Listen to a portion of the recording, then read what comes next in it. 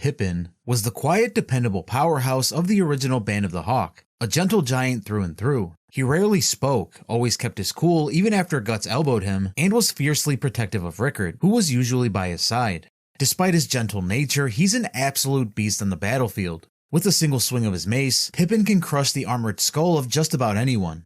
His sheer strength is unmatched by anyone in the Band of the Hawk, except for Guts during the Golden Age arc. In fact, Guts even jokes about the two of them being the Band of the Hawk power duo, since Pippin, just like Guts, can tear through enemies like it's nothing. Pippin's calm, caring nature made him one of the most lovable characters in Berserk, which makes his tragic death during the eclipse hit like a truck. When Griffith sacrificed the Hawk to ascend as a member of the God Hand, the eclipse turned into a grotesque massacre. Ever the protector, Pippin threw himself into the chaos to save Casca, when a monstrous apostle attacked her. Smashing the creature's head with his hammer, Pippin gave her a fighting chance to escape with Judo. As Casca was carried away, Pippin stood his ground, determined to buy time, even as apostles closed in from all sides. What followed was beyond horrific. As Guts battled his way through the slaughter, he caught sight of Pippin on a hill and rushed towards him, only to realize that something was horribly wrong. Pippin didn't move or speak, and then Guts noticed the awful truth. Pippin's body had been hollowed out, his back ripped open, and he was propped up like a grotesque puppet, held up by tentacles in the shadows. Before Guts could react, Pippin's lifeless body was torn in two by a slug-like apostle, which then hurled the remains aside to attack Guts. His death was one of the most gut-wrenching moments that cemented a fan favorite's tragic end as an unforgettable piece of the story's brutal legacy. Rebel Refugee. Given a new mission by the Holy See, Farnese and the Holy Iron Chain Knights are escorting an armored carriage on the way to the city of Albion. Refugees gather as they whisper in fear, seeing the carriage by the marked massive wooden wheels on top, which is a symbol of Father Mosgis's dark reputation. Mosgis, the Holy See's Inquisitor infamous for his brutal torture methods, has been sent to Albion to oversee the situation there. People claim his death toll rivals that of war itself. As the convoy moves along a ridge, a group of rebels fires arrows at the carriage. Their aim is futile against its armor, but their anger is real. They want revenge for loved ones killed under Mosgis's orders. Two of the rebels manage to break into the carriage, but before they can do much, one is taken out by a giant metal claw launched from within, smashing into his face and yanking him out with brutal force. Mosgis's masked torturers then emerge to handle the rebels. One wields massive scissors to slice enemies in half, another crushes foes with a giant wheel, and a fourth wields a strange spear, with a ring-shaped head that lets him catch enemies by the throat, locking them in like a collar. Mosgis then finally steps out of his carriage, annoyed by all the chaos. Farnese immediately apologizes for letting the attackers get through their defenses. Curious about the masked men fighting for him, Farnese asks about them. Mosgis describes them as his torturers, who work directly under him and follow his every order. He orders the surviving rebels to line up before him. One rebel, still trapped in a spear-like collar, screams that Mosgis slaughtered his village's women and children after labeling them as heretics. Mosgis then explains that those heretics deserved punishment for not giving offerings to the Holy See. The Inquisitor justifies it as divine justice, claiming that he was acting according to the Holy See's doctrine. The rebel continues to yell and explains that his people have nothing left to offer, as they were all starving. He then cries out that God will punish him someday, and that's when Mosgis snaps. In an instant, Mosgis grabs a massive scripture book, raises it high, and slams it down on the man's head. The blow is so powerful that it shatters the rebel's skull, killing him instantly and hit with so much force that it even bulged out his eyeballs. It's a chilling moment. Being executed with a blunt book is much more brutal and agonizing than being killed by a blade or weapon. It's a twisted symbol of Mosgis's blind faith, where even holy scripture becomes a weapon of suffering. This death is easily one of the most painful and disturbing in the Berserk series, showing the horrifying lengths that Mosgis goes through in the name of divine punishment. Hannah and the women in the Troll's Den. In Enoch Village, chaos unfolds as the men gather around a barn, armed with whatever farm tools they can find. Inside the barn, a troll is feasting on the body of a man named Ted. His wife Hannah hurls a rock at the troll in a desperate attempt to save her husband. This only enrages the troll, and it charges towards her and assaults her. Hannah's brother Horace steps in and rams his pitchfork into the troll's nose. The creature backs off and retreats into the barn. Horace takes this chance to get Hannah to safety, but freezes when he realizes what's lurking in the dark. The barn is crawling with trolls, dozens of them. They then swarm out, killing Horace and abducting Hannah. Later, when the Black Swordsman party arrives to save the village and fend off another troll invasion, Shirke uses magic to wash the trolls away, using a massive flood. In the chaos, Farnese and Casca are accidentally swept up in the water and captured by the trolls. Hanis regains consciousness inside a dark cave, and using Shirke's thought transference, confirms that she and Casca are physically unharmed. But the relief is short-lived. Hanis notices strange creatures feasting on women's corpses, and as she wakes Casca, the two are forced to run from the advancing monsters. Shirke urges Hanis to stay calm through the mind link, but things only get worse. The two stumble deeper into the cave, where they witness a horrifying sight of women being assaulted by trolls. One troll finishes with a woman, drags her lifeless body, and throws it into a pit filled with more grotesque creatures waiting to devour it. Among the women is Hannah, who is barely alive after enduring brutal torture. She crawls towards Hanis and Casca, begging for help. Moments later, she curls into a fetal position and clutches her stomach in agony. Her screams echo through the cave as her stomach swells and bursts open. From the gruesome wound, several baby trolls emerge. The horrifying truth then sinks in. This is how the trolls reproduce. They've been abducting women to use as breeding vessels, and kidnapping children as food. The nightmare finally ends when Guts storms the den. With his unmatched skill, he slaughters all the trolls, while the rest of the crew rescues the surviving women and children, putting an end to the horrors of the trolls' lair. Sacrificial women for the ManMade Bethalid. While Griffith was pulling off his plan to rescue Charlotte from Ganeska by staging an all-out assault on Windham, Rakshas had his own thing going on. He lured Salat and the Tapasa to a mysterious temple. When they cautiously made their way in, they eventually reached the top of the main chamber and looked down to find something straight out of a nightmare. Suspended in the air by chains was a grotesque living mass of flesh. It was surrounded by fleshy pods hanging from the ceiling and connected to the main mass by tubes that apparently feed it. On the ground, some guards are pouring barrels of liquid into the pods. Then things take a horrific turn. Salat heard the terrifying screams of a pregnant woman, who was nude and trembling as she was being lowered into a hole that opened in the mass of flesh, while a group of Harashada sits in front of the fleshy vat performing hand signs. The woman's arms are tied so she couldn't fight back. While being dipped into the amniotic fluid, the baby in her womb kicks violently inside of her, until her stomach bursts open. This was no normal baby. This creature had horns and sharp teeth, and definitely not human. Salat had just witnessed the creation of the Daka, monstrous soldiers in Emperor Ganeska's army. The baby was then ejected out of the flesh through another hole and taken by the guards to a cage filled with other Daka infants. Meanwhile, the woman's lifeless body, stomach torn open, was pulled out of the fleshy vat and thrown atop a pile filled with other sacrificial women's bodies. That's when Rakshas decided to show up, and he dropped some knowledge for the bewildered Bakiraka. He explained that the mass of flesh was made by countless fused apostles. Since apostles are connected to the astral world, feeding pregnant women to this contraption, known as the ManMade Bethalid, corrupts their unborn babies and turns them into Daka. The whole setup was the brainchild of the Kushan sorcerer Daiba, designed to create an army of monsters, but the real reason it exists is way darker. Later on, Ganeska uses the ManMade Bethalid to transform himself into a colossal godlike entity, to go beyond even the apostles in power, all in preparation for a showdown with Griffith. The pregnant women sacrificed by the ManMade Bethalid endured unimaginable torment. Just like the women in the Troll's Den, they were forcefully impregnated to serve as vessels for creating Daka, and thrown into a pool of amniotic fluid. Their babies didn't just kill them, they violently tore their way out, leaving the women in excruciating pain before dying in agony. It's a deeply chilling reflection of how utterly dehumanized these women had become in service of creating monsters for war, making their deaths among the most horrific in the series. Bazuso, better known as the Grey Knight, had a fearsome reputation on the battlefield. People called him the 30-man slayer because he supposedly took out over 30 men in one fight, and he also managed to kill a bear on his own. Not exactly someone you'd want to mess with. His weapon of choice is a massive poleaxe that matched his intimidating size, allowing him to send people flying with a single swing, even using just one arm.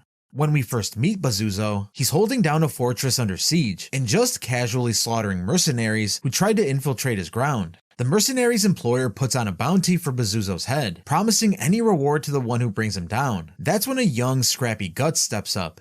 At this point, Guts is just a wandering mercenary looking to make a name for himself. After haggling, Guts strikes a deal. He'll take out Bazuzo for 7 gold coins. Bazuzo doesn't take Guts seriously at first, as he figures he can crush the kid without breaking a sweat. But when the fight starts, it's clear that Guts isn't just some rookie. The two go toe-to-toe in a brutal clash. After some intense back and forth, Guts manages to break Bazuzo's massive poleaxe, and delivers a devastating slash to the big man's waist, which brings him to his knees. In his final moments, Bazuzo tries to plead with Guts, and asks him to wait, but Guts doesn't hesitate. He drives his massive sword straight down into Bazuzo's head and splits it halfway down the middle. The force is so brutal that one of Bezuzo's eyes even pops out, simply from the impact. Bezuzo's death wasn't just physically gruesome, it was emotionally brutal as well. This guy, once known for his sheer strength and terrifying reputation, was brought down by a 15-year-old mercenary right in front of everyone. Then, in what should have been a moment for last words or mercy, Guts showed none. Wild was a straight-up monster in every sense of the word. As a leader of the Black Dog Knights, an army made up of Midland's worst criminals, this guy thrived on chaos and violence. His men were convicted of the worst crimes you could imagine, and they followed Wild's lead into doing some of the most despicable things imaginable. When the Band of the Hawk rescued Griffith and started their escape from Windham, Wild's squad was sent by the King of Midland to hunt them down. On the way, Wild's group came across a farm that had helped the Hawk and slaughtered everyone there and assaulted the women. When Wild finally caught up to the Hawks, they end up getting wrecked by the traps set for them. Only Wild and a few of his men survive, but things escalate into an all-out fight. Deciding he was done playing around, he revealed his apostle form, a horrifying giant monstrosity, and squared off against Guts. After a long, brutal battle, Guts manages to critically wound him. For the first time in 100 years, Wild was taken down and left for dead. But of course this guy wasn't going down easily. Wild faked being dead, killed the scouts watching over his corpse, and crawled to the Band of the Hawk's camp. In a desperate move to save his own life, he grabbed Griffith and tried to trigger the eclipse early, hoping to avoid getting dragged into the vortex of souls. To make matters worse, he stripped Griffith in front of everyone to reveal just how much torture the guy had endured. However, he panicked when he couldn't find Griffith's Bethalid. That's when Nosferatu Zod shows up, and of course Wild did not see this coming. Zod then impales him on his horns, and made it clear that Griffith's Bethalid wasn't meant for Wild's petty schemes. Wild begged for mercy and tried to justify everything by saying that he was just following the God Hand's one law, do as thou wilt, or do as you would. Zod wasn't having it though. He ripped Wild's stomach open, while shouting that Griffith was more important than anything Wild could comprehend. In the end, Wild's spiritual essence was dragged into the abyss, while his body reverted to the frail old man he used to be. His death was a perfect storm of physical agony, humiliation, and karmic justice.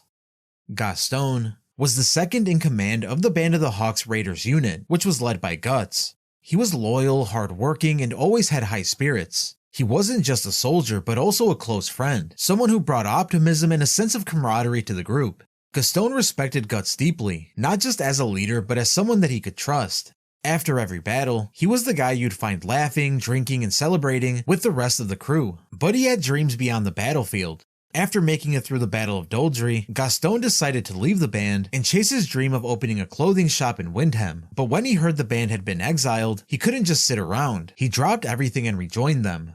He ditched his dream without hesitation in order to stand with his family. Along with other raiders in the band, he cries in joy when Guts returns and comes to their aid, still addressing him as Captain Guts. With Griffith no longer capable of leading, and the band on the brink of disbandment, Gaston and the rest of the raiders pledged their loyalty to Guts as their new commander, asking him to take them with him. This made Guts realize that they were his family, and somehow regretted leaving them. But then came the eclipse. Like nearly everyone in the band, Gaston was sacrificed during Griffith's horrifying ascension to become Femto. After the nightmare began and the band was being slaughtered, Guts desperately calls out for survivors, clinging to any hope that someone might still be alive. And for a moment, it seemed like there really was hope when Gaston stumbled over to him. But Gaston was in terrible shape. He's missing an arm, covered in wounds, and barely standing.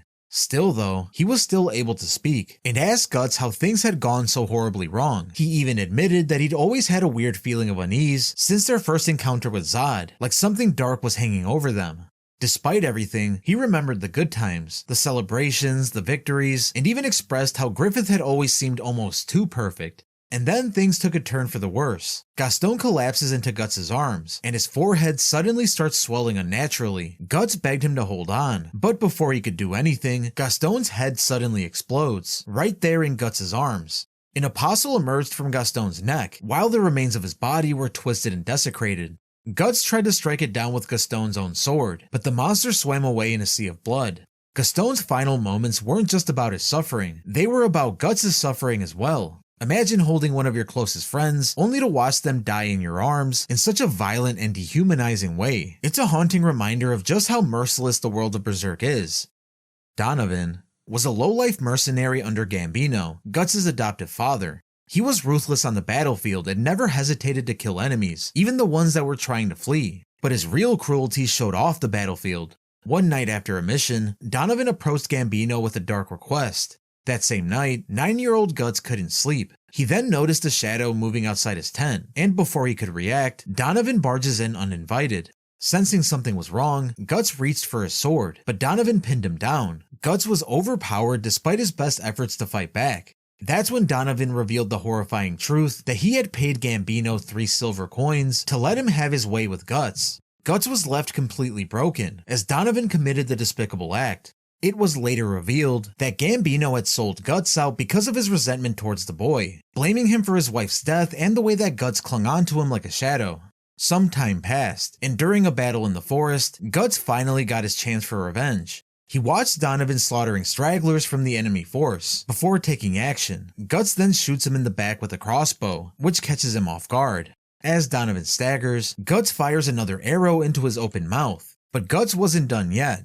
He demanded answers about who sold him out. After Donovan confirmed it was Gambino, Guts didn't hesitate. He rammed his sword down Donovan's throat, ending his life in the most brutal way possible. Donovan's death wasn't quick or clean. He was hunted down, shot in the back, silenced with a bolt to the mouth, and then killed in the most humiliating and agonizing way possible. And every bit of pain he endured was well earned, for the monstrous crime he committed. Kushan soldiers.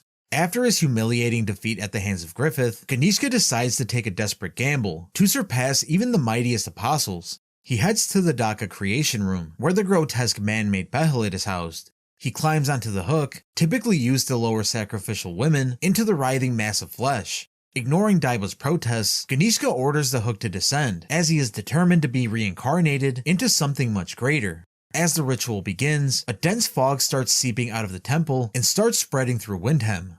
The civilians remain safely indoors, but the Kushan soldiers patrolling the streets aren't so lucky. Upon coming into contact with the fog, the soldiers disintegrate instantly, with their bodies being reduced to dust in seconds. Animals and humans alike perish in the same horrifying way. The fog isn't just killing them, it's feeding their life force into the mass of flesh to supercharge Ganeska's transformation. As a result, Ganeska emerges as a towering godlike monstrosity, his height so immense that even Windhem's tallest towers barely reach his knees. His very presence dwarfs the city, and his colossal feet crush entire battalions of his own army with every step. Soldiers who had sworn loyalty to him are reduced to nothing but unrecognizable pools of blood and mangled flesh under his enormous weight. But Ganeska's rampage doesn't end there. His movements unleash chaos as he breathes devastating fire from many mouths, scorching the land and annihilating any remaining soldiers in his path. As if that wasn't bad enough, the pools of crushed Kushan soldiers begin twisting and stirring, grotesquely reforming into giant tentacled spawns that bear a horrifying resemblance to Ganeska's monstrous form. These spawns, dripping blood from their orifices, mindlessly devour the few Kushan soldiers who manage to survive. The Kushan soldiers' deaths under Ganeska were nothing short of horrifying. First, they were betrayed by the very fog they believed was protecting them, with their bodies disintegrating into nothingness without warning. Those unlucky enough to avoid the fog faced the crushing weight of Ganeska's towering form, or the fiery wrath of his breath. Even in death they found no peace. Some were reanimated into abominable spawns, and forced to become monsters that slaughtered their own comrades. What makes their deaths even more tragic is their loyalty to the Emperor, who saw them as nothing more than tools to fuel his transformation. Griffith. When Guts decided to leave the Band of the Hawk to chase his own dreams, it wasn't just a blow to Griffith's pride. It was the first crack in his carefully constructed persona. In the wake of Guts' departure, Griffith started spiraling. That very night, he seduces Princess Charlotte in a desperate act to reclaim his sense of control.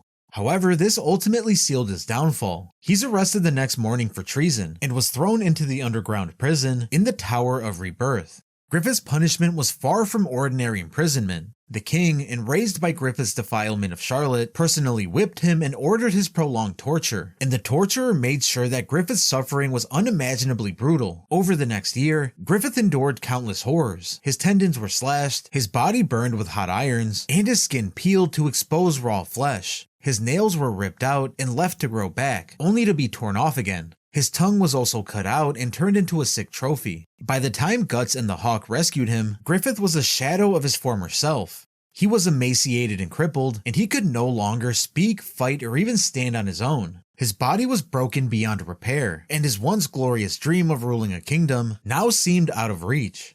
After being rescued, Griffith found himself haunted by the vision of his younger, ambitious self. In a desperate, pathetic act, he tried to take his own life by ramming his throat into a sharp root, but failed even at that. As he sat by the water feeling defeated, his crimson Bethalid resurfaced from the lake bed.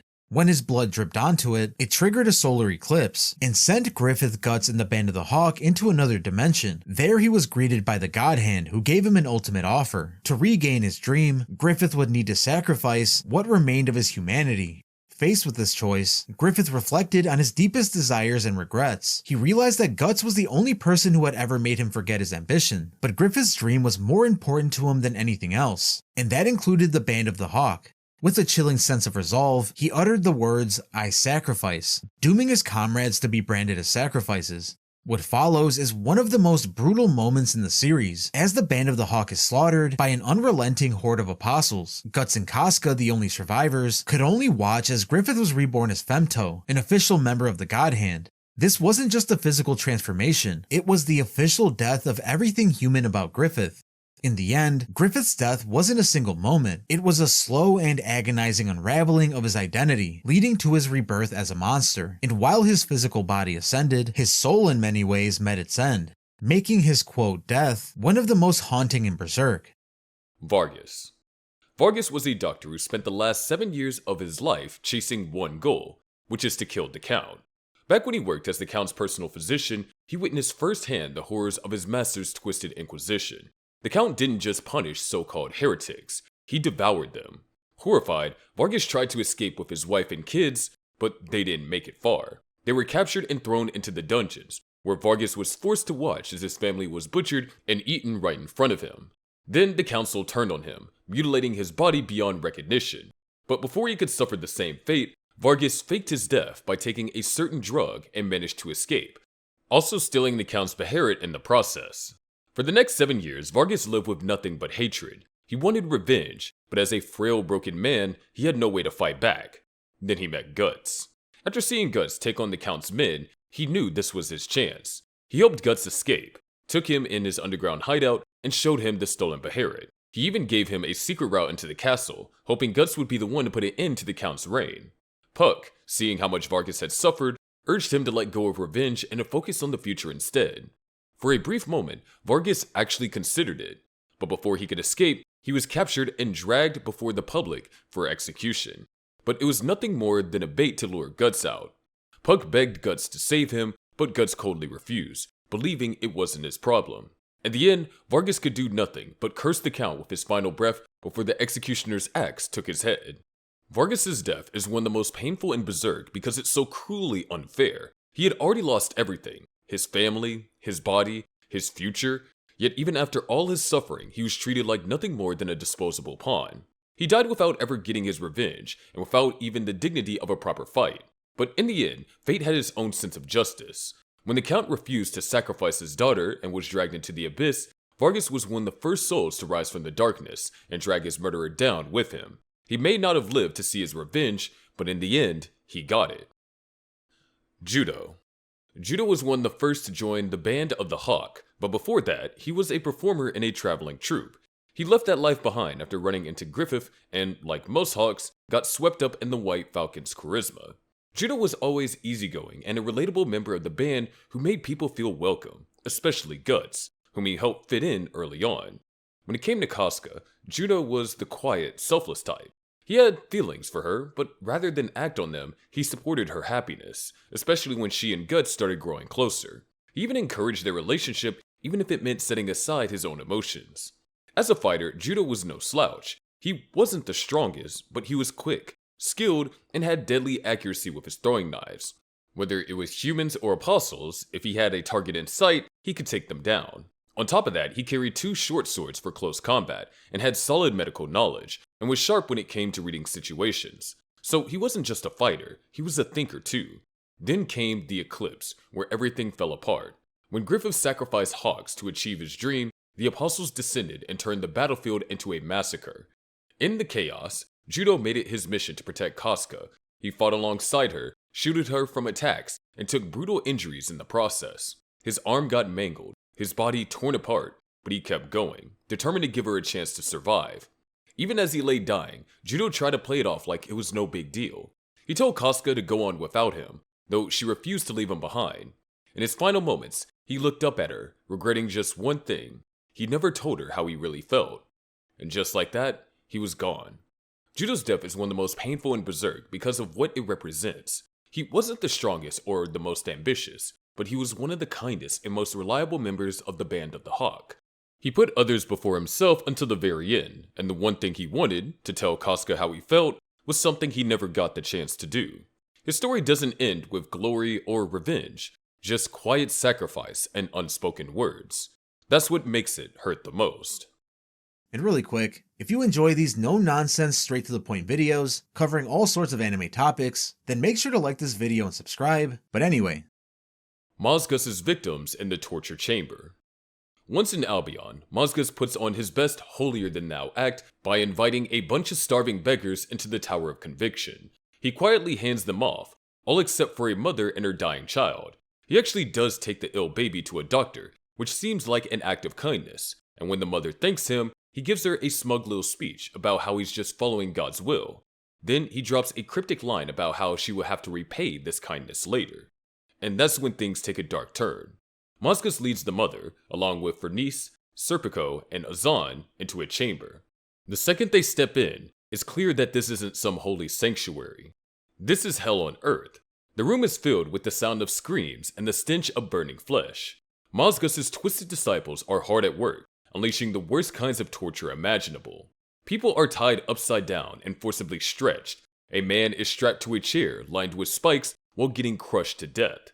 An elderly man's skull is being caved in, while another poor soul is set on fire in a spinning wheel. Some are being twisted and sliced apart in ways that don't even seem physically possible. Every inch of the room is drenched in suffering. The mother is frozen in horror, but Mazgus is completely unfazed. In fact, he praises her for her courage, telling her he hopes she can endure the trials ahead. Then, he casually hands her over to the torturers, who waste no time stripping her naked and pressing scalding hot coals against her skin while she screams in agony. The people in this torture chamber suffer some of the most brutal deaths in Berserk. There was no escape, no mercy, and no reasoning with their captors. Every single one of them was put through inhuman torment, all in the name of a twisted interpretation of faith. Their suffering wasn't just physical, it was psychological, forcing them to break, body and soul, before they finally died. It was slow, excruciating, and completely devoid of hope. Truly, one of the most horrifying fates in the entire series. Holy Sea Priest. The Holy Sea's ruthless hunt for heretics in Albion didn't come without consequences. The heretics weren't just hiding in the shadows, they were striking back, and when they did, they made sure to send a loud and grisly message. One of the worst examples of this happened right around the time Mazgus was appointed to clean up Albion. One morning, the refugees living in makeshift camps outside the Tower of Conviction peeked out of their tents and were met with a sight straight out of a nightmare. Hanging from a barren tree was the flayed skin of a holy sea priest, dangling in the wind like some grotesque banner. To make things worse, a branch had been jammed through the hollowed-out remains of his head, while the tree trunk was clothed in his robe. There was no sign of the rest of the body, just skin and cloth, left there as a warning. The refugees knew exactly what this meant. It was the work of the heretics. But for them, this wasn't just a disturbing display. It was a death sentence. They knew that Mazgus would not take this lightly, and that his response would be swift, brutal, and indiscriminate. Sure enough, when he saw what had happened, he lost it. He immediately ordered the arrest of several suspicious refugees and dragged them off for interrogation, which in Mazgus's world meant horrific torture and certain death. Later, Mazgus revealed the full extent of what had happened to that poor priest. The heretics didn't just kill him, they peeled him. They stripped every inch of his skin from his body and left it behind like a discarded suit, while whatever remained of him was never found. Egg of the Perfect World. The Egg of the Perfect World is one of the strangest and most unique apostles in Berserk. Instead of the usual monstrous transformation, his apostle form made him look like a living Beharit, an eerie egg-shaped being who preferred to lurk in the shadows rather than openly wreak havoc like most apostles. His tentacle-like appendages had needles that allowed him to create pseudo-apostles, twisted beings that reflected their deepest desires in grotesque ways. He demonstrated this when he transformed the Great Goat into a monstrous pseudo-apostle, and later did the same to Mazgus and his disciples. These events set the stage for his ultimate purpose, which is to trigger the incarnation ceremony. But before he became the egg of the perfect world, he was just a nobody in Albion. His first memory was waking up in a trash dump beneath the Tower of Conviction, surviving off refuse and filth. One day, he found a Beharit while sifting through the garbage. Curious, he ventured up to spy on the people above, only to be met with disgust. The mere sight of him made people throw rocks and call him a monster. Rejected by the world, he fled back to his hole and spent his days living like a ghost, fishing through garbage at night and sitting in silence by day. Over time, the hole deepened, and the people above unknowingly turned it into a mass grave, dumping their dead into his home. The weight of the corpses buried him alive, as he was suffocated under the bodies of the forgotten. While on the verge of death, his Beharit activated, where he met the god hand. With no loved ones to sacrifice, he instead offered up the entire world as it was, in exchange for the power to create a perfect world. In the latter part of the Conviction arc, when Luca got separated from Guts' group, she found herself saved by the Skull Knight, and then encountered the egg. Instead of attacking her, the Apostle revealed his past and told her everything, not because he wanted sympathy, but because he needed someone to acknowledge that he had existed at all. That moment of vulnerability made him one of the most tragic apostles in the series. After being mortally wounded by the Skull Knight, the Egg of the Perfect World climbed to the top of the Tower of Conviction. Along the way, he found the Demon Child, who was also barely clinging to life after exhausting his strength to protect Casca. In an act of unexpected compassion, he swallowed the dying child and cradled it within himself. As he reached the top of the tower, his face rearranged while weeping tears of blood, and his body became a cocoon. When it cracked open, it revealed Griffith's new body, the Falcon of Light, reborn. The Egg's death is one of the most painful in the series because, despite everything, he wasn't a mindless monster like most apostles. He was an outcast, a forgotten soul who wanted to shape the world into something that wouldn't reject people like him. But in the end, he realized that he was just a tool, and he gladly embraced his destiny as a stepping stone for Griffith's return. He didn't get to see his perfect world, he only got to deliver it to someone else. Colette. Colette was just an ordinary girl who had the terrible luck of crossing paths with Guts during his quest for revenge against demonkind. She and her father, Adolf, were kind-hearted travelers who offered Guts a ride on their wagon during a storm, completely unaware of the nightmare that was about to unfold. At first, things were peaceful. Colette even gave Guts a blanket so he wouldn't catch a cold. Later that night, Guts wakes up from a nightmare induced by an incubus, a demonic parasite that feeds on human suffering. The nightmare was basically a warning that something was coming, and it wasn't going to be pretty. Before they even had time to process what was happening, the dead began rising around them. The spirits haunting Guts possessed the corpses of fallen warriors, animating them into ghostly skeletons armed with weapons. As their horses panicked, Colette, who was completely unaware of the danger, jumped out to calm them. Guts yelled at her to get back in the wagon, but it was too late. Before she could react, a possessed skeleton warrior emerged and impaled her with a spear. She died instantly as her young body is skewered like a rag doll. Before her father can even grieve, Colette's corpse was reanimated and had become a puppet of the spirits that had killed her. In an instant, her lifeless body was used to decapitate her own father, with her soulless expression now just a tool for carnage. And if that wasn't horrifying enough, her possessed corpse lunged at Guts and attempted to stab him. Guts had no choice but to swing his sword to defend himself. In one clean motion, he bisected her completely, her upper body flying through the air before slamming onto the blood-soaked ground. And that was it. A kind, innocent girl and her father dead in seconds. Their bodies defiled and discarded like trash. Even Guts, who is no stranger to brutality, vomited in disgust before forcing himself to keep fighting the remaining skeletons until sunrise.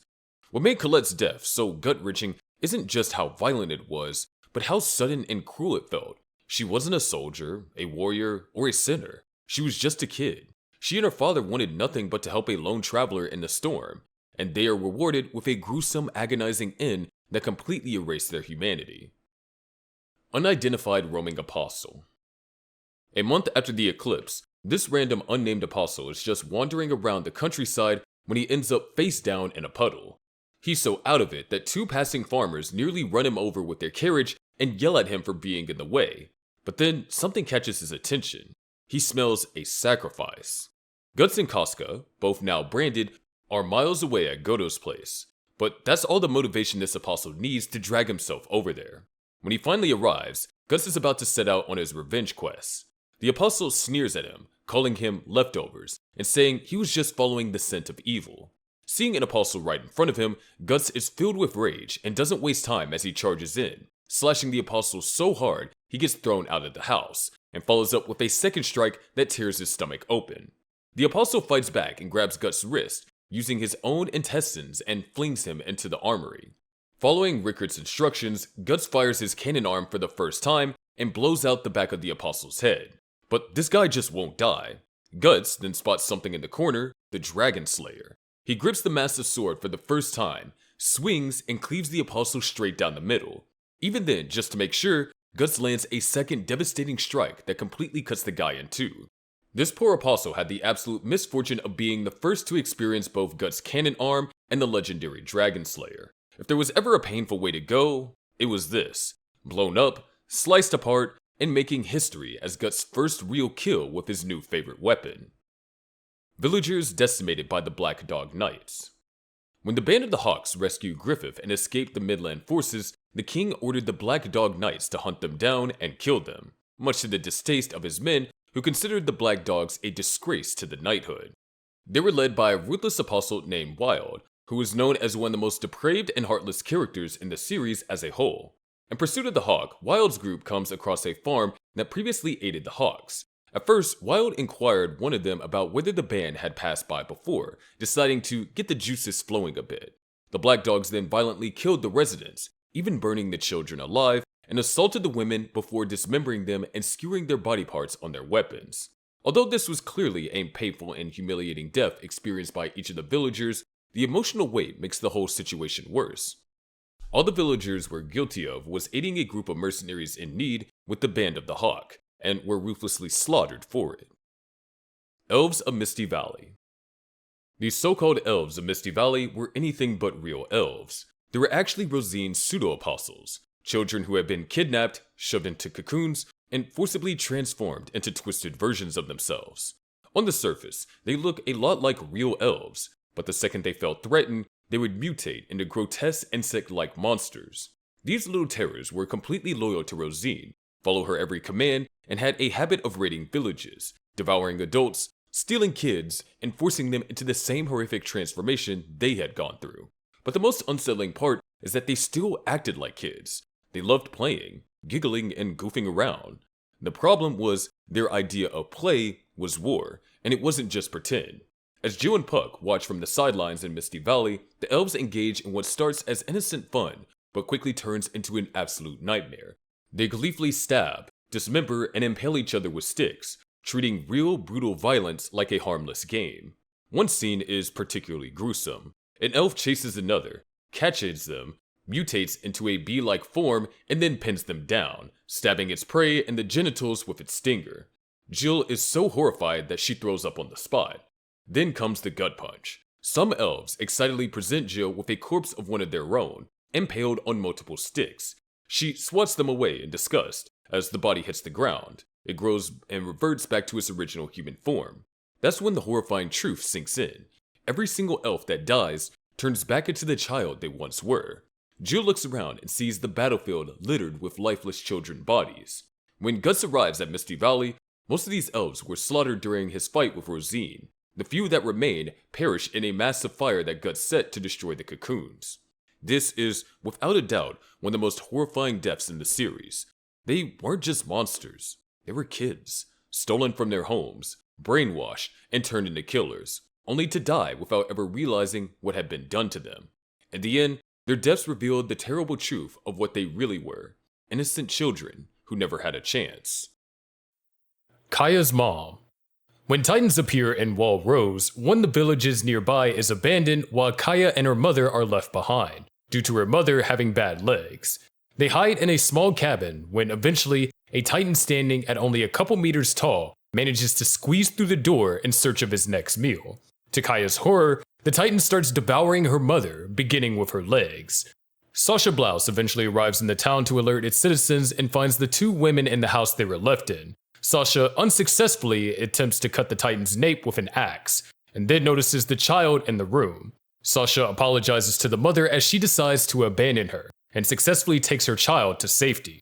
When Sasha found both of them, the mother seemed to have either died from blood loss were a bit in a state of shock that helped put her out of her misery. This is one of the more gut-wrenching deaths in the series because the unimaginable pain Kaya's mother must have been in as the smaller Titans slowly chewed off her flesh little by little, and is made even worse by the fact that Kaya had to witness the whole thing. She just sat there, refusing to leave her mother behind as she was slowly eaten by the mindless Titan, and certainly had to sit through her mother's screams of agony before finally going silent. Carla Joerger. Carla Joerger was Aaron's mom and the second wife of Dr. Grisha Joerger. Back in her younger days, Carla worked as a waitress at a small bar in Shiganshina. One of her regular customers was Keith Shaddis, who would later become the commander of the Survey Corps. One day, Keith brought along a strange man who was found wandering outside the walls. That man was Grisha. Not long after, Carla fell sick with a disease that was spreading throughout Shiganshina. Keith rushed her to Grisha, who had started working as a doctor. Grisha managed to save her, and in that moment of relief, Carla hugged him while crying tears of joy. Eventually, the two fell in love, got married, and had a son named Aaron. Carla was always super supportive of her family, especially Aaron. When he expressed his desire to join the Survey Corps, basically the most dangerous military branch, Carla was completely against it. She pleaded with him to stay safe within the walls, while Grisha, on the other hand, stayed pretty neutral about it. Then came the day that changed everything, the fall of Wall Maria. When the Colossal Titan kicked through the gate of Shiganshina, debris from their house crushed Carla's legs, trapping her under the rubble. Aaron and Mikasa rushed to help her and desperately tried to lift the beams off her, but they just weren't strong enough. Seeing the approaching Titans, she begged them to leave and save themselves. Hanis, a family friend and soldier, arrived. Aaron begged him to save Carla, and Hanis actually prepared to fight the Titan. But the moment he got a clear look at it, a towering, terrifying, grinning monstrosity, his courage immediately crumbled. He froze, and in the most heartbreaking moment, Carla screamed for him to just take the kids and run. Hanis obeyed her wishes and dragged Aaron and Mikasa away as they cried and protested. Carla's real last words, which Aaron didn't hear, were her whispering, "Don't go," before covering her mouth so they wouldn't hear her fear. And here's where things got horrific. As Aaron watched helplessly, the smiling Titan grabbed Carla and crushed her in its hand, causing her insides to shoot out of her mouth. It was fast, it was grotesque, and worst of all, she was still alive when it did it. The Titan then casually lifted her to its mouth and bit down, devouring her in front of her screaming son. She was literally squeezed until her guts burst out of her mouth, while still conscious. Imagine the pressure on her ribcage, her organs rupturing, and the burning pain of being physically mangled in a Titan's grip, all while watching her kids get dragged away. And the fact that she told Aaron to leave her to save themselves, despite knowing she was about to face one of the most agonizing ends imaginable, makes her death hit on a whole different level. Marco Bot. Marco Bot was one of the most level-headed and kind-hearted cadets of the 104th Cadet Corps. He was an idealist who always put the group before himself, while encouraging others to do their best. In fact, he was one of the few people who believed in Jean's potential as a leader, as he constantly pushed him to step up and lead with confidence. Because of his natural charisma and judgment of character, Marco aimed to join the military police, hoping to serve humanity in a meaningful way. Then came the Battle of Trost. Despite being absolutely horrified at seeing his friends and comrades die one after another, Marco held it together and kept everyone around him calm. His leadership helped the cadets regain control of their headquarters and resupply by helping Armin devise a plan to clear out the attacking Titans. Even after he was placed on standby, he was still busy helping keep morale high among the surviving cadets, especially when they are ordered to return to Trost later and he was put in charge of a squad to support the front lines. During the operation, he accidentally overheard a conversation that he wasn't supposed to hear. He caught Reiner and Bertolt, his fellow cadets, casually discussing the plan to destroy Wall Rose, basically admitting that they were the Titans responsible for everything. Marco thought it was some kind of sick joke and brushed it off, until Reiner suddenly grabbed him and slammed him into a building. In that horrifying moment, he realized they were serious. He had just discovered the identity of the Colossal and Armor Titans, and they could not let him live. Reiner ordered Annie to remove Marco's ODM gear, which meant Marco was now defenseless against Titans. Annie hesitated, but she did it anyways. Marco completely panicked and begged them to talk it out. Tears were streaming down his face as he realized his own friends were about to leave him to die. And they did. Now unarmed, He watched in horror as the nearby Titan approached him. He screamed for help, but his former friends could only watch in guilt and silence. The Titan grabbed him and bit into the right side of his body, sinking its teeth deep into his midsection. The Titan clamped down and bit him in half, causing his spine, ribs, and intestines to be ripped in two. Marco was still alive for those first few agonizing moments. You can even see his face frozen in pure horror as his upper body is left dangling from the Titan's mouth, his lower half already devoured. And what makes it so much worse is that he was betrayed by his friends. His final moments weren't just filled with physical agony, but pure emotional torment as well, knowing that the people he trusted the most had thrown him away like trash. And that's what makes his death one of the most horrifically painful in the entire series. Mik Zakarius. Mik Zakarius was a section commander in the Scouts, and basically humanity's second strongest soldier after Levi. He also had an insanely good sense of smell, so good that he could detect Titans from far away. He played a big role during the mission to capture the female Titan, working alongside Levi to carve Annie out of her Titan body. That plan, of course, didn't work out thanks to her selective hardening ability. Later, when the female Titan let out a terrifying scream to summon nearby Titans, he was the first to pick up on it by smell, warning Erwin of the imminent threat before it could arrive. But it was during the mission to investigate the 104th Cadet Corps that Mike's true nightmare began. While out on patrol, he suddenly smelled something really bad: Titans inside Wall Rose. Without wasting any time, he sent a soldier to warn Erwin and ordered his squad to retreat while he alone took on 9 Titans to buy them time. He wiped out 5 of them with pure skill, proving why he was one of humanity's best. But just when it looked like he might pull off the impossible, he ran into something different: the Beast Titan. Unlike any Titan he had ever seen, this one was abnormally tall, covered in fur, and clearly intelligent. Before he could react, the Beast Titan casually grabbed his horse and chucked it at him. The impact sent him flying straight into the mouth of a waiting Titan, where his legs were instantly crushed. And this is where Mike's death gets uniquely horrifying. The Beast Titan suddenly spoke to him. Instead of just letting him die, it asked him questions.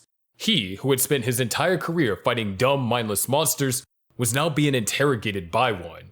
He was too shocked to even respond, completely paralyzed in fear until the Beast Titan got bored. So it took Mike's ODM gear and left him there, crippled and defenseless. Then, in the cruelest possible move, the Beast Titan released the other Titans. Mik tried to fight back, screaming through the pain, but the Titans pounced on him. They ripped him apart piece by piece and devoured him slowly as he screamed in pure agony. Unlike other characters who died in one quick chop, Mike's death was prolonged. The Titans tore him apart limb by limb, making him feel every second of it. And that's why Mike's death ranks as one of the most physically excruciating in Attack on Titan. He went from being one of humanity's strongest soldiers to nothing more than a plaything for Titans while suffering pure, raw, unfiltered agony. Faye Yeager. Faye Yeager was just an innocent kid who got caught up in the cruelty of the world she was born into.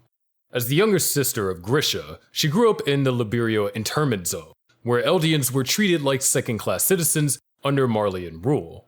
One day, Grisha and Faye got caught up in a moment of pure childhood wonder. A blimp flew over the city, and they couldn't resist following it, as if chasing the dream of something beyond their harsh reality. But leaving the internment zone without a permit was a serious crime for Eldians, and unfortunately, 2 Marleyan officers caught them.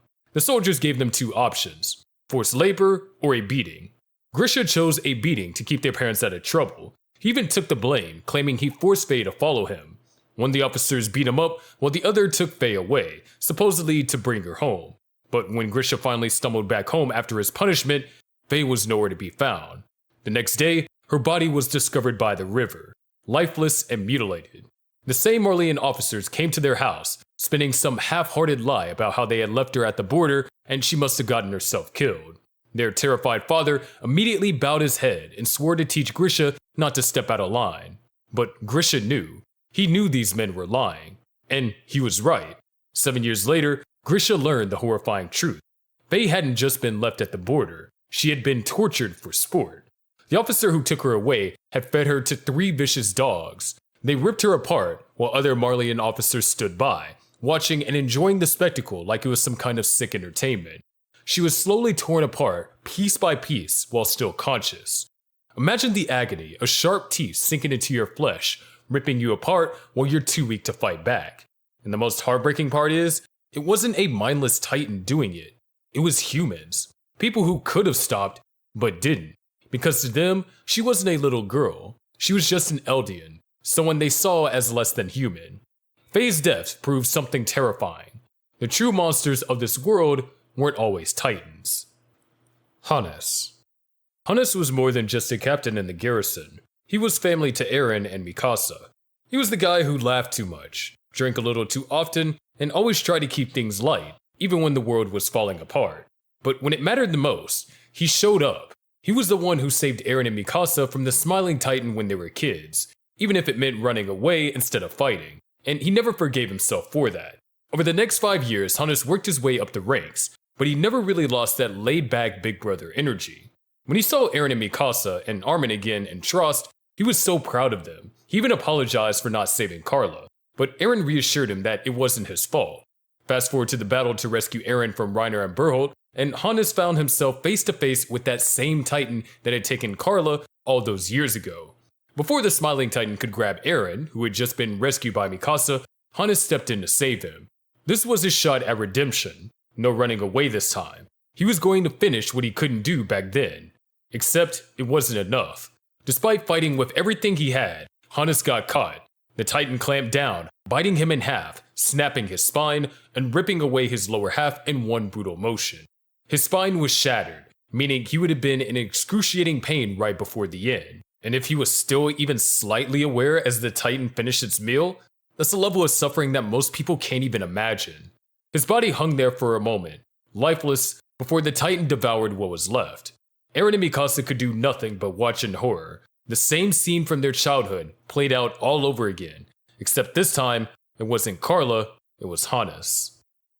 Elsie Langnar. Elsie Langnar was built different. While most people in Attack on Titan spend their final moments screaming or running, she spent hers writing. She was a member of the Survey Corps and part of the 34th Expedition Beyond the Walls. Unfortunately, her entire squad got wiped out, leaving her as the sole survivor.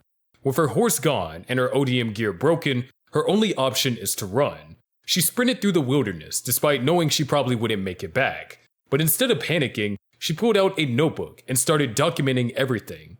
If she wasn't going to survive, at least her notes would. Maybe they'll help humanity in the long run. While running, she ran into a Titan, but this one didn't immediately try to eat her. Instead, it talked. It called her a subject of Ymir, and even bowed while calling her Lady Ymir. Elsie was understandably shook, but she wasn't about to waste the opportunity. She started questioning the Titan about who they are and where they're from, writing down every detail in her journal. However, the Titan did not respond to her questions. She impatiently yelled at it and vented her frustration on the human-eating monsters who had made their lives miserable. The Titan seemingly became frustrated and started ripping the skin off of its own face, which horrified Elsie and prompted her to run. But before she could flee, the Titan lunged, caught her, and bit down on her head. With her skull trapped between its teeth, Elsie kept writing until the very last second. Her final words were scribbled in the notebook before the Titan crushed her skull like a grape and bit her head clean off. It didn't even eat her properly. Instead, it stuffed her corpse inside a tree like some kind of keepsake. Later, Hanji Zoey found her notebook, which turned out to be a huge breakthrough in understanding the Titans. Ramsey. Ramsey was a young boy who had a rough life from the start. Living in a refugee camp in Marley, he did whatever he had to do to help his family survive, including stealing. It wasn't glamorous, but it was a means to an end. Unfortunately, stealing got him into trouble more than once. One day, after being caught by some merchants, he got dragged into an alley and beaten senseless. Just when things looked bleak, Eren showed up and saved him, beating the merchants into the ground instead. Eren then took Ramsey back to his village, where the boy thanked him. But something unexpected happened. The man who just saved his life suddenly started crying and apologizing over and over. Ramsey, of course, had no idea what was going on. Why was the stranger so heartbroken? Why was he apologizing to him? At the time, it didn't make sense. But in hindsight, Eren knew exactly what was coming. Sometime later, Ramsey got caught stealing again, and this time, he paid a steep price. His right hand was cut off, but even that didn't break his spirit. He kept stealing to save whatever money he could in hopes of buying his family a real home, something better than a tent in the refugee camp. Then came the rumbling. Ramsey and his best friend Halil were checking on Ramsey's hidden stash of money when the ground shook violently. Moments later, chaos erupted as a group of villagers screamed and fled in terror. When Ramsey looked up, he saw an unstoppable wave of colossal titans marching forward like an army of death itself. The two boys fled with the rest of the villagers, and they ran for their lives while clutching their stolen money. As they ran, Ramsey dropped his money, and in a tragic mistake, Halil turned back to grab it. Ramsey tried to stop him, but before he could, a massive chunk of debris came crashing down. Halil didn't stand a chance. His head was crushed instantly. Ramsey wasn't so lucky. A separate piece of debris slammed into him and pinned his leg to the pavement. He was crippled, unable to move, forced to watch his best friend's lifeless body beside him. But the horror didn't stop there. The rumbling titans were getting closer, with their immense heat boiling the air around them and scorching everyone nearby. Through his agony, Ramsey caught an apparition of Ymir standing in the distance, and it was the last thing he saw before getting stomped by a titan's massive foot, crushing his body completely. And like that, Ramsey was gone, flattened along with Halil, reduced to nothing more than a bloody stain on the pavement. Ramsey's death was easily one of the most physically painful in Attack on Titan. First, he was crushed slowly, meaning that he probably felt his body breaking before his brain even registered death. Second, the scorching heat from the approaching titans would have burned his skin, making every second unbearable. And third, he had to watch his best friend die in front of him before suffering one of the worst deaths imaginable. Unlike Khalil's quick death, Ramsey's was slow, agonizing, and filled with pure terror. Hanji Zoey. Hanji Zoey was the 14th commander of the Survey Corps, who led the regiment through one of its most chaotic eras. Hanji was obsessed with Titans, and that curiosity helped humanity understand Titans better, and eventually it led to uncovering the truth about the world beyond the walls. Hanji was there for everything, leading the first expedition beyond Wall Maria, taking the curious scouts to witness the sea for the first time, negotiating with foreign nations, and even trying to keep Eren in check, although they were unsuccessful in doing the latter, when Eren independently infiltrated Liberio, forcing them to command the Survey Corps and attacking Liberio. Having Zeke as an ally and working with him didn't sit well with Hanji and Levi, and things became more complicated with the rise of the Jaegerists, who will do everything to push Eren's agenda. When Eren went full genocidal maniac and unleashed the rumbling, Hanji knew that there was no sitting on the sidelines. They made the painful decision to oppose him, even if it meant risking everything for the chance to stop his global massacre. That choice led to their final mission. Hanji coordinated an alliance between former enemies, the remaining scouts and the Marleyan warriors. After stealing an airship to chase down Eren, the group made a pit stop at Odiha to prep the flying boat. But Floch, the ever-persistent Jaegerist, somehow followed them and managed to shoot a hole in the fuel tank before Mikasa took him down. Now they needed another hour to fix the airship. The problem is that they didn't have an hour, as the rumbling was already closing in. This means that someone had to buy time. Armin and Reiner were ready to volunteer, but Hanji shut them down immediately. Their Titan powers were too valuable, and at this point, there was no room for debate since they would need both the armored and colossal Titans to take down Eren. Hanji volunteered to stay behind and later named Armin the 15th commander of the Survey Corps. Before leaving, they had a heartfelt moment with Levi, who told them to dedicate their heart. And then it was time for one last fight. Hanji soared into battle with their ODM gear, doing what they did best, admiring the sight of Titans before taking them down with precision and skill. They used Thunder Spears to take out two, but soon the real fight began. With nothing left but their blades, they kept going, slashing at Titans despite being way too close to their burning hot bodies. The heat radiating from the Titans was insane. Hanji's skin immediately started to burn, with their body literally being cooked alive. Every second of movement was agony, but they kept going, enduring this searing pain long enough to make sure the flying boat had time to take off. Only after it was safely in the air did they finally fall, with their body burning to ashes before even hitting the ground. Imagine being burned alive with your own flesh peeling off while you still try to fight, making Hanji's death one of the most agonizing, yet the most heroic way to go out. Misty. Misty was just a regular human girl who was brought down to the 5th layer of the Abyss by the legendary White Whistler Delver, Bondrewd, along with other children. That's where she met Nanachi, and the two became friends. At Bondrewd's creepy lab fortress, Idle Front, the two were tossed into a horrific science experiment.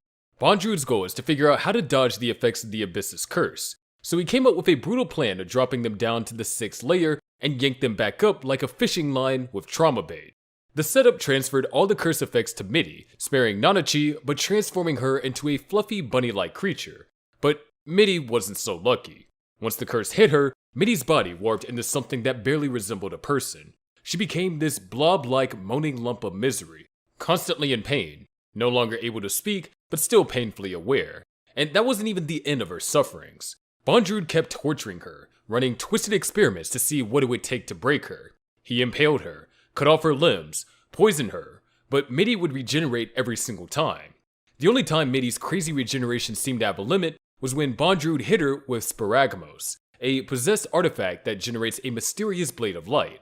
When the beam nailed her eye, it didn't grow back.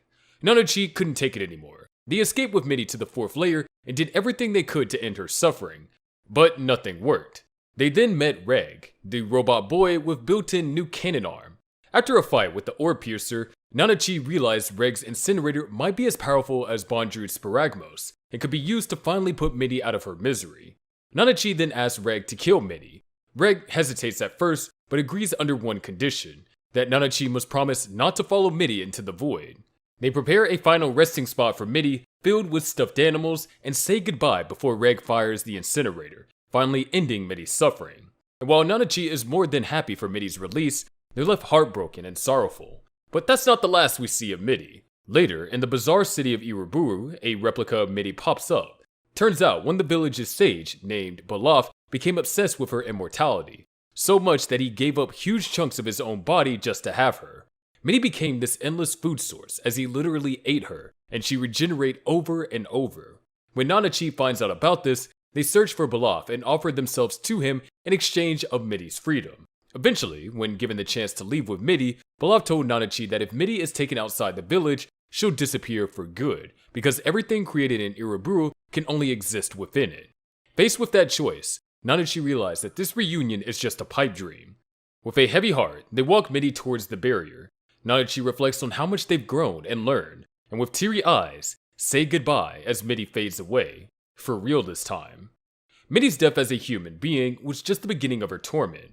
From then on, death was a mercy, a long overdue ending to a pain no one should have ever had to endure, and that's what makes it one of the most gut-wrenching, physically brutal exits in the entire show. Prushka. Prushka was originally a child of one of the Umbra Hands that served Bondrewd at Idle Front. When she was just a toddler, Prushka got caught in an accident while traveling through the 5th layer where her tiny body and mind got wrecked. One of Bondrewd's subordinates, Gaida, tried to heal her, but nothing worked. He was seriously considered putting her down just to stop the suffering. Then comes Bondrewd, who adopts her as his daughter and gives her the name Prushka. She grew up at Idle Front, running around helping the Umbra Hands with tasks and occasionally venturing outside with her father. She's bubbly, loyal, and absolutely obsessed with Bondrewd. Her dad is basically her world. When Riko, Reg, and Nanachi arrived at Idle Front, Prushka immediately latches onto them and she's so ready to be part of their squad. She even helps them escape on a boat and tells them her wish of adventuring with them someday. And then Bondrewd absolutely ruins it. After the whole Nanachi-Mitty experiment worked so well, Bondrewd had a new plan. This time, he needed someone close to him, someone who loved him, someone who'd willingly endure the curse for him. And Prushka checked all the boxes. He turned her into a cartridge, which, let's be real, is just an industrial-grade horror lunchbox. Here's how it works. He scrapes off everything except the brain, part of the spine, and just enough eternal squish to keep the body technically alive.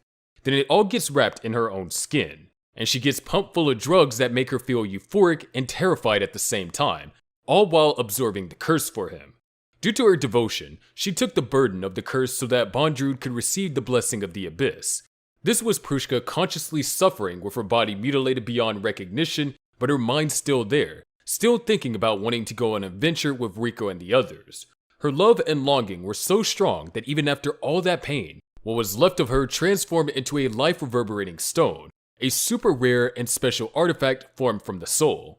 Riko took that stone and used it to create her own white whistle, meaning Prushka still travels with her, just not the way that she'd hope. Prushka's death is a gut punch of suffering wrapped in childlike innocence that has made an abyss saying, "Oh, you thought Mitty had it bad? Here, hold my trauma." Irumyui. Irumyui was a little girl from an abyss tribe that lived at the entrance of the abyss but got cast out by her people due to her infertility. Since she was deemed cursed, her tribe just booted her out as an offering to the abyss instead. She eventually joined the Ganja Corps, a group of delvers led by Wazukyan, who were heading deep into the abyss searching for the Golden City. Irumyui tagged along as the group's guide, warned them about the curse, and ended up bonding with another Ganja member named Vueko. Their relationship was pure, sweet, and basically the only ray of sunshine in the absolute horror that was coming. Once Ganja made it to the 6th layer, they found out the hard way that the place is one way only. So they set up a permanent camp on the 6th layer and things seemed manageable. Until the illness hit. They started dropping like flies, skin hardening, bones calcifying, and constant explosive diarrhea. Turns out the water was infected with a parasitic horror that made even boiling it useless. Then came a possible miracle. The scavenging squad found an artifact called the Cradle of Desire. Basically, it grants your deepest wish, but with a catch. Vueko, desperately wanting to save Irumyui, handed it to her. The next day, she was healed. No more pain, no more symptoms. But there was a big trade-off. The artifact fused with her body and kicked off a horrific transformation. Her chest mutated, her body twisted, and then she started having kids. Tiny, fleshy, malformed creature she called her babies, but they all died almost immediately. One after another, day after day, and she grieved every single time. Her wish to be able to have children was finally granted by the artifact, just in the most soul-crushing, body-breaking way possible. Wazukyan decided to make use of this twisted situation. He started making stew out of the remains of Irumyui's dead children, and secretly fed the other sick Ganja members with it, and somehow it cured the illness. So yeah, the group got better by eating dead mutant babies.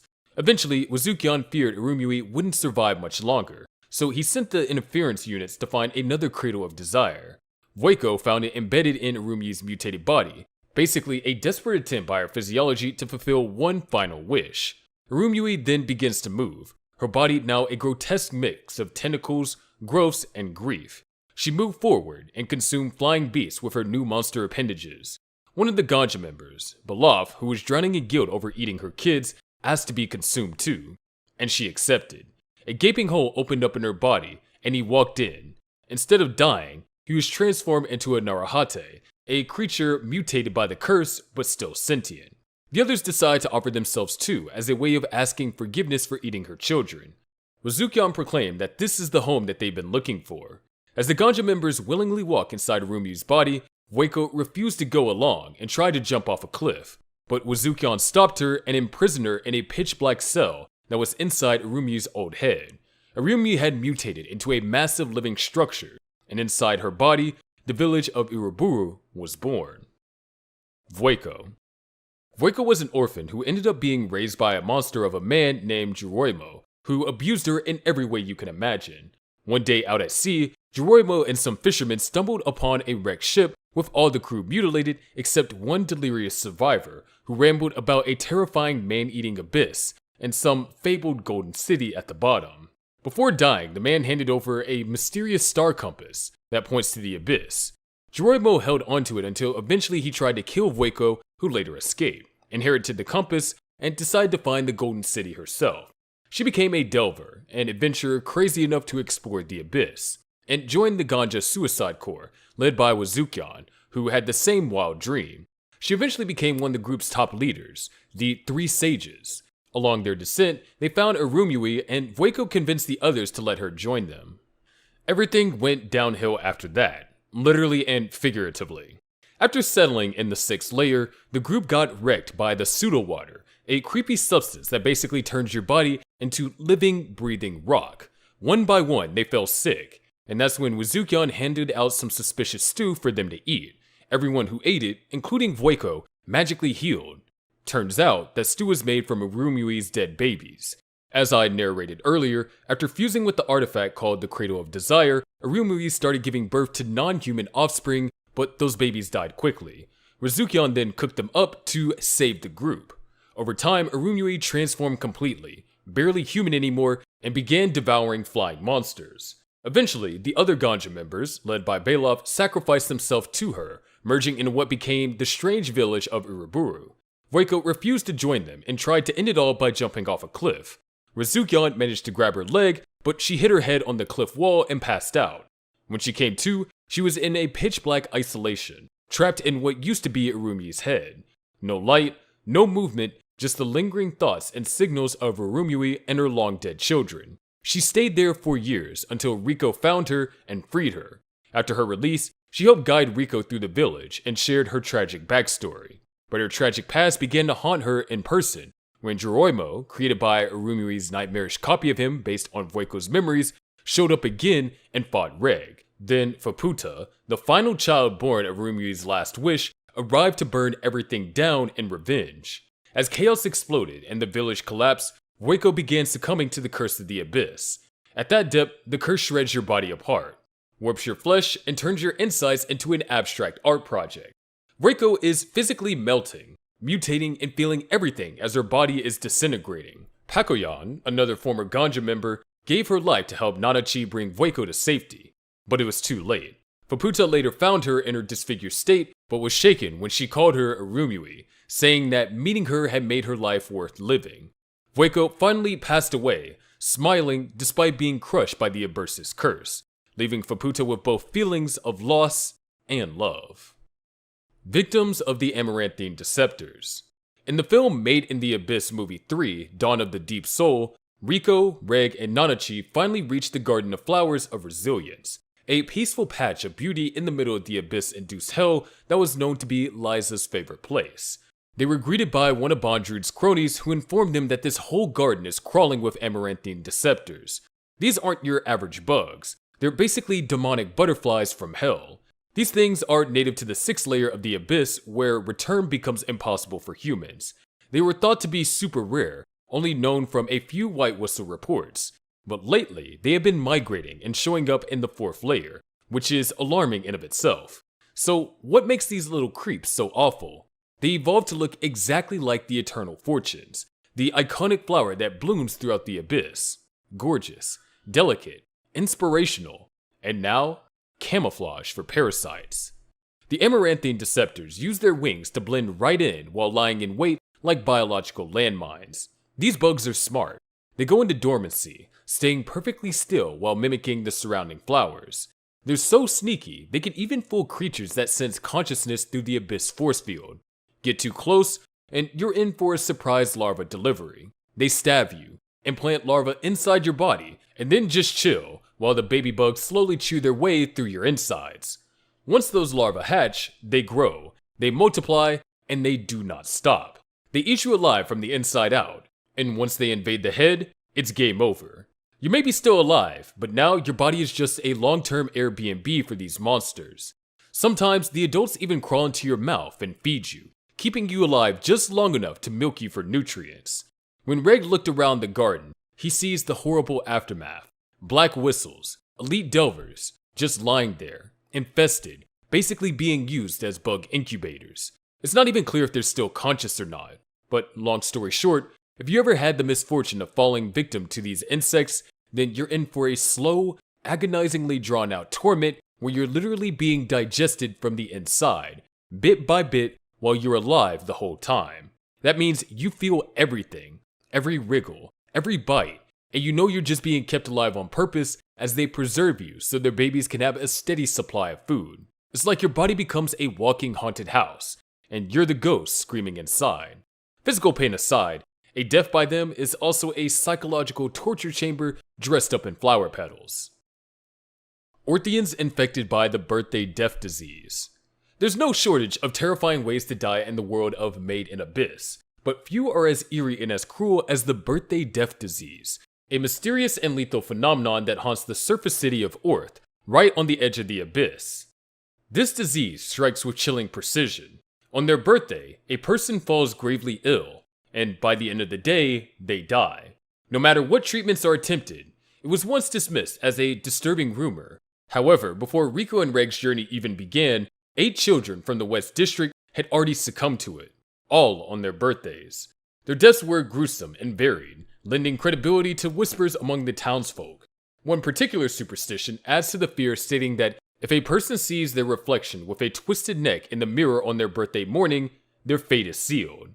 Laffy, a local vendor, remarks that several of her regular customers had died on their birthdays, and Judo later confirmed that 5 orphans from Belchero Orphanage also passed away in the same manner. Stories like these have turned the birthday death disease into a growing source of anxiety throughout Orth. Even Ozen, one of the White Whistles, acknowledges the phenomenon, explaining ominously that when this thing spreads, those who remain within the abyss's reach can do nothing but pray they are spared. This ties into the countless praying skeletons found near the burial tower in the first layer, bodies of the afflicted who died in a kneeling position, as if begging for mercy. These skeletons date back 2,000 years ago, implying that the disease had plagued humanity for an extraordinary long time. The deeper the excavation beneath the tower, the older the skeletons become, some as ancient as 6,000 years. This disturbing archaeological pattern supports the idea that the birthday death disease has wiped out entire groups of people over the centuries. Later, Surajo reveals critical information that the disease may not be a disease at all, but a manifestation of something called the breath, referenced in the ancient song of Hariyamari. According to the scripture, only those considered flawed are resistant to it, though what qualifies as a flaw remains unclear. Only one person, a boy named Kiyui, has ever survived after contracting the disease. His symptoms began with a high fever, leading Mio to suspect poisoning, but when Mio removed him from the abyss's influence and brought him to the caravan fleet, his symptoms vanished almost immediately. It's a chilling confirmation that the birthday death disease is directly linked to the presence and influence of the abyss itself. In a later scene, Mine, one of the twins from the East District, is shown speaking to her dead sister, Shirumi, whose body is covered in flies and decomposition. Mine's quiet haunting conversation ends with her own apparent death, implying that she too was a victim of the birthday death disease. For all these reasons, death by the birthday death disease stands out as one of the most nightmarish ways to die in the entire Made in the Abyss universe, because it offers neither mercy nor hope, only the cruel irony of dying on the very day you were born. Jispa. Jispa was a Greed Island player, hired by Batera, and a founding member of an alliance formed to clear the game. He was responsible for taking new members of the alliance to Kasoftro with a magnetic force card. Right after Ginthru reveals himself as the bomber in the alliance base, Jispa attempts to attack Ginthru from behind, but Ginthru is too fast and uses his Little Flower Nin ability to severely wound Jispa's face. To save Jispa's life, Nyx begs the alliance members to hand over their cards to Ginthru. Later, Puhat confronts Ginthru on his own in Batera's mansion and explains that Nyx wants to use the Angel's Breath card on Jispa. However, Ginthru sees through Puhat's attempt at negotiating and ruthlessly kills him. Sometime after Puhat's death, Nyx confronts Ginthru and informs him that Jispa has died, with Ginthru showing no concern or remorse. In the manga, Jispa's terrible injuries were shown to be much more graphic, better detailing the agonizing pain Jispa was in for quite some time before his death. Assassin A. Assassin A was one of the assassins hired by the Ten Dons to eliminate the Phantom Troop during the York New City arc. During his search, Assassin A smells blood and realizes that the target has deliberately left a trail of blood and then wiped it up to leave just enough of a scent. He breathes in the smell and says that only those as skilled as himself can detect it, adding that he and his target are both predators addicted to killing. He makes his way to a room with Assassin F tied to a chair and stabbed with several pins in his legs. After Assassin A quickly throws a knife at his chest to confirm that he's dead, Crollo peers out from behind him and assures him that he won't use any boring traps. Crollo pulls out a pin from Assassin F's head and asks that they fight one-on-one. Readying his aura and holding a large knife in his hand, Assassin A happily agrees to the duel. Breathing heavily and sweating profusely, Assassin A laughs and asks Crollo why he's still alive as his body is shown pinned in pieces up against the wall. Crollo explains that the Nin creatures who have eaten parts of him are called indoor fish and can only exist in a closed room. He adds that they are carnivores and enjoy human flesh, explaining to Assassin A that he can't feel pain or bleed while they are feeding on him. As Crollo opens a large window and explains that he can't die until the creatures disappear, Assassin A's mangled corpse falls bloody to the floor. Although the process of having his body eaten was said to be painless, the moment the windows opened would have surely led to a rush of incredible pain as Assassin A felt his organs and body falling apart moments before his death. Pakal. Pakal was a participant in the 287th Hunter exam. Before learning Nin, he relied on a bow and arrow. Nothing fancy. But his arrows were laced with a paralyzing poison that could keep a target down for a week with just a scratch. He made it to the final phase by pure dumb luck. Killua handed him a win just because he wasn't interested in fighting him. With that, he officially became a hunter of fantastic beasts, specializing in the search for scientifically undocumented creatures. By the time Gon and Killua were learning Nin under wing, Pakal had already figured out his own ability, called Rainbow, a set of 7 differently colored aura arrows, each with its own effects. Then came the worst decision of his life, leading a small expedition into the NGO to investigate rumors of giant insects. With 3 other members of his team, including Ponzu, they infiltrated the heavily restricted region, hoping to find the new species of man-eating bugs. On their way, they came across a dead soldier's body, and while inspecting it, his team got ambushed by a squad of chimera ants. Thinking quickly, he used his Nin arrows to take down the 3 ants, giving his friends time to escape.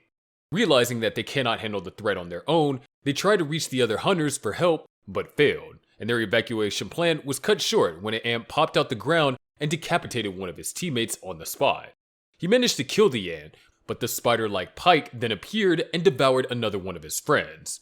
He tried to fight back, but Pike was too fast, catching his arrows mid-air. Desperate, he resorted to straight-up punches, and just when it looked like he had the upper hand, Zazen blindsided him with a paralyzing neurotoxin from her tail, leaving him incapacitated. Zazen ordered his body to be taken to the queen, convinced he had the nutrients of 1,000 humans. At this point, Pakal was helpless, but thanks to an antidote he had hidden in his mouth, he regained some movement and hid among the pile of skulls, which were literal leftovers from the queen's meals. He knew he had to escape, but before he could do anything, P2 arrived and instantly sensed his presence. And this is where things got really bad. P2 lobotomized him, sticking their fingers directly into his brain and forcefully manipulating him into spilling everything he knew about Nin. Completely helpless, he had no choice but to explain how Nin worked and how to determine a person's Nin category. When P2 was done, he was handed over to the pig, who butchered him and served him up as a meal for the queen. Pakal's fate is straight up horrifying. First, the paralysis. He could feel everything but could not move. Then came the lobotomy, which, let's be real, was pure agony. P2 was digging around his brain while he was still alive, and since Nin users have enhanced durability, he probably lasted longer than a normal person would. Even if he wasn't fully conscious by the end, he still had to endure his body getting butchered before becoming nothing more than a meal. Kurt and Reyna. Kurt and Reyna were just 2 regular kids living in NGO with their mom, Kurt being the protective older brother, and Reyna the little sister who followed him everywhere. One day, they decide to go fishing, catch a few fish, and cook them up as a surprise for their mom. On their way home, they come face to face with a giant crab-like chimera ant, and unfortunately for them, the queen had just moved on from eating fish and was looking for something a little more nutritious. Let's say, for example, humans. The crab ant grabs both kids and hauls them off to the queen, who devours them completely. Whether they were already dead by the time she ate them, or if they were alive when she bit down, no one knows for sure. But either way, their fate was straight up horrifying, and this was just the beginning. After Kurt and Reyna, the chimera ants started hunting down more people, abducting men, women, and children for their homes like livestock. Most of them were butchered and turned into meatballs to feed the queen. Soon after, the people weren't just meant to be fed to the queen, but for the ants as well. Others weren't even that lucky. They were kept as playthings for the ants, toyed with until their captors got bored and killed them in the most sadistic ways imaginable. Even after the death of the queen, the horrors continued, with the birth of the Ant King, who steps out of the nest for the first time and kills a little girl before eating her brain. Kurt and Reyna's deaths marked the beginning of the Chimera Ant nightmare, one of the darkest moments in Hunter x Hunter. Being eaten alive, whether by the queen or any other Chimera Ants that came after, is easily one of the most painful and terrifying ways to die in the series. Kurta Clan. The Kurta clan was a small secluded group living deep in the forests of Lusko province. They had to live in hiding because of one unfortunate trait, their scarlet eyes. When their eyes turned red, they became stronger and more intense, which freaked outsiders out. But at the same time, those very same eyes were considered priceless treasures on the black market, making the Kurta clan a prime target for hunters and collectors. Because of all this, the clan had strict rules about venturing into the outside world.